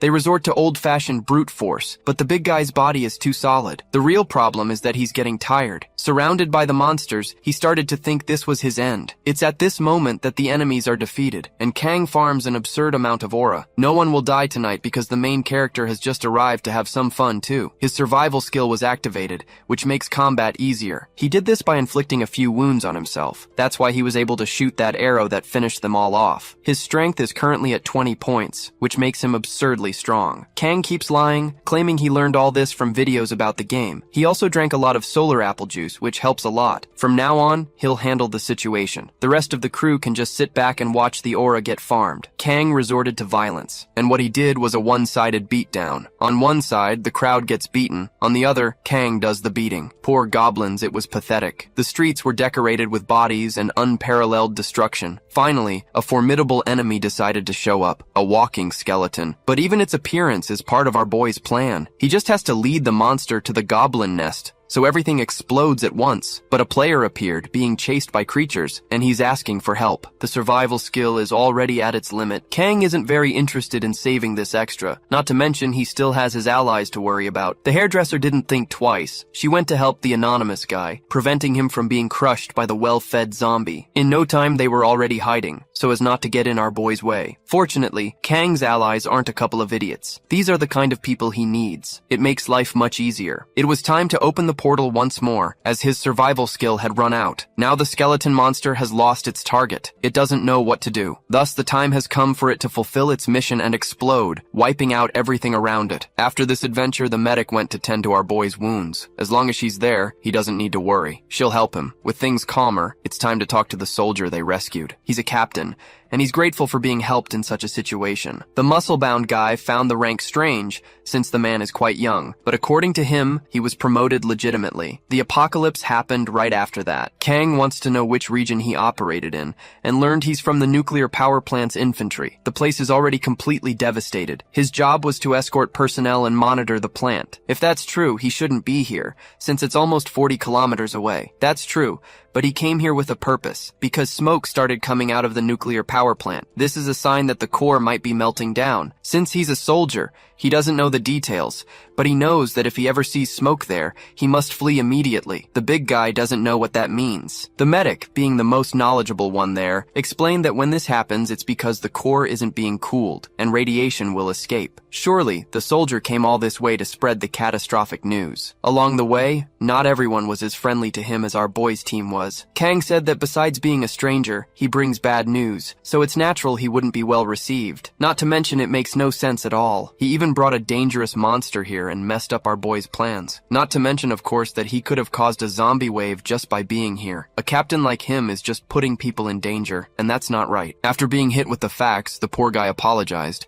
acknowledging that everything that happened is his responsibility. That wasn't enough. Kang held out a knife to him and asked for proof. Very hesitantly, he took the knife, ready to cut off his own hand as a way to show he was sorry. Before the worst could happen, someone stopped him. Kang saw enough. He doesn't need anything more. Someone willing to sacrifice themselves for others. That's rare in the world they live in now. Everyone on our boys' team is like that, but the others were scared. They really thought Kang was serious about the knife. Kang apologized, but said he needed to be sure. If the radiation is a problem, they need to leave soon and take all the supplies. Before that, they need to level up the weaker members of the team, and he's sure that strengthening the hairdresser will make it easier for everyone. With an engineer's doll, she overheard the conversation and agreed. The others must now begin preparations, so that everyone can travel with the supplies they've gathered. The news about the radiation must also be spread throughout the region. It will be up to the captain to do that part. Even though he's careless, he has good intentions. Now they need to set a route for their journey. The best option is to migrate south and gain levels in the process. There's a warehouse there, and our boy might find his old game companions. The captain really liked their determination. It's decided. They'll travel and make camp at the next city's battalion headquarters. No one has any objections to this plan. With everything decided, it's time for them to get to work. I don't know if you remember the rabbit, that weird guy, but he's still lost. What a useless dude. And now he's hungry after fighting a lot. It's been a while since he bought food at the auction, and he misses our boy. It seems he's being watched, and he felt it, and he kicked the zombie head he was holding in that person's direction. Before it could hit, the head was stopped in midair by a mysterious power. And this man said the rabbit should be more polite to him. This guy's name is Seok, and he works for the president, who isn't president of anything anymore. In fact, he has a proposal to make. His approach is completely friendly. He wants to know if the rabbit knows survivor number 1. That's our boy's alias. He helped the government, and so far, the president remains alive. They have a shelter that can hold up to 100 people, and according to this man, our protagonist is already with them. Even after hearing this, the rabbit rejected the offer. The bureaucrat insists he accept, stating they have plenty of supplies. But being a veteran player, he has already noticed something is wrong, and there isn't much that can be done to convince him otherwise. Now, he needs to go his own way, as he has a friend to meet in the south. At that moment, the bureaucrat pointed out that the rabbit was going in the wrong direction, so he asked him to at least visit the shelter, after which he could guide him to the southern part of the city. And just like that, the rabbit was convinced. convinced. The bureaucrat's mission was to bring him in at all costs, so he ended up winning. This led to a flashback of him, wondering what society is. In the past, he had a very clear concept of it, a problem with no solution. In the game world, as the Rabbit Princess, it was completely different. He had friends who didn't care about his oddities. In fact, there were even those who copied his unconventional aesthetic. The guy's a trendsetter. For the first time in his life, he managed to make real friends. That's when he realized the obvious. Even among his friends, some liked him more than others. On the way to the shelter, he revealed that he isn't that close with survivor number 1, and they hardly ever interacted directly. Wait, maybe this survivor is the 4th player, and not our boy. The bureaucrat said that's how friendships are. Some people stick around for the group, not the individuals. He also took the opportunity to confess a few things. He only tried to recruit the rabbit because he's following orders. The shelter is for those who accept, and it must be secret. So, he disagrees with the people who want to take the rabbit, and the rabbit loved this honesty. After a short walk, they reach their destination. But it's not the shelter. It's where they are going to meet an ally of the bureaucrat. A girl appeared out of nowhere, as if by teleportation. The same power as the hairdresser. She's level 12 and transports people from the government shelter. Now the rabbit finally understood that their location is secret. He just didn't understand why she explained her own trait in such detail. The girl was startled by this question, revealing that she needs physical contact to travel with people, which is why she talked so much. The rabbit agreed to travel with her, revealing that even if he wanted to get hurt, he couldn't. In the blink of an eye, he was taken to a meeting room. The president welcomed the rabbit. Next to him is the one who claims to be survivor number 1, whose trait is related to the shelter. He said the rabbit looks a lot like his character. Obviously, he found this level of familiarity strange since they weren't that close, making it clear that it was only fun when the 4 of them were together. To survivor number 1, that's irrelevant. They're veterans, but this speech disgusted the rabbit because he knows he's facing a damn trickster. Changing his energy, the gray-haired man said those words were too messed up. In response, the rabbit suggested they settle this with a little violence, to which the gray-haired man immediately agreed, but he wants to make a bet first. The president didn't expect something like this to happen now, and he's worried. So, he asked the rabbit to sit down and join the meeting as well. Sitting down, he stated his name and his trait, Infinite Resurrection. He also realized that no one there had a sense of humor for his peculiar jokes. So, it's time to get straight to the point. He wants to know if being recruited is the only reason he was brought there, and indeed, the president confirms it. He thought that by gathering those friends, things could get better, as he wishes to save everyone. Meeting the rabbit in person, he realized it might not be the right time to convince him to help. And in fact, the old man is right about that. But he has a serious proposal to make. Even so, he'll allow the rabbit to leave, asking the teleporter girl to take him outside. Before he leaves, one last message. A government announcement will be made at the auction, and if he wishes to go south, he should read its contents. It's about the nuclear power plant. It seems it's really going to cause problems. Our protagonist saw this too. His group is already on the move, ready to protect themselves from a greater catastrophe. Thanks to the portal, our boy managed to collect what others had left behind. It was then that he realized other catastrophes might have happened around the world. Things were already getting chaotic even before the end of the world, but it's not worth getting anxious about that kind of thing. Kang's priority is to get his friends to a truly safe place, and to keep preparing for future dangers. Looking at the horizon, he watches the zombies. His task now is to protect and react.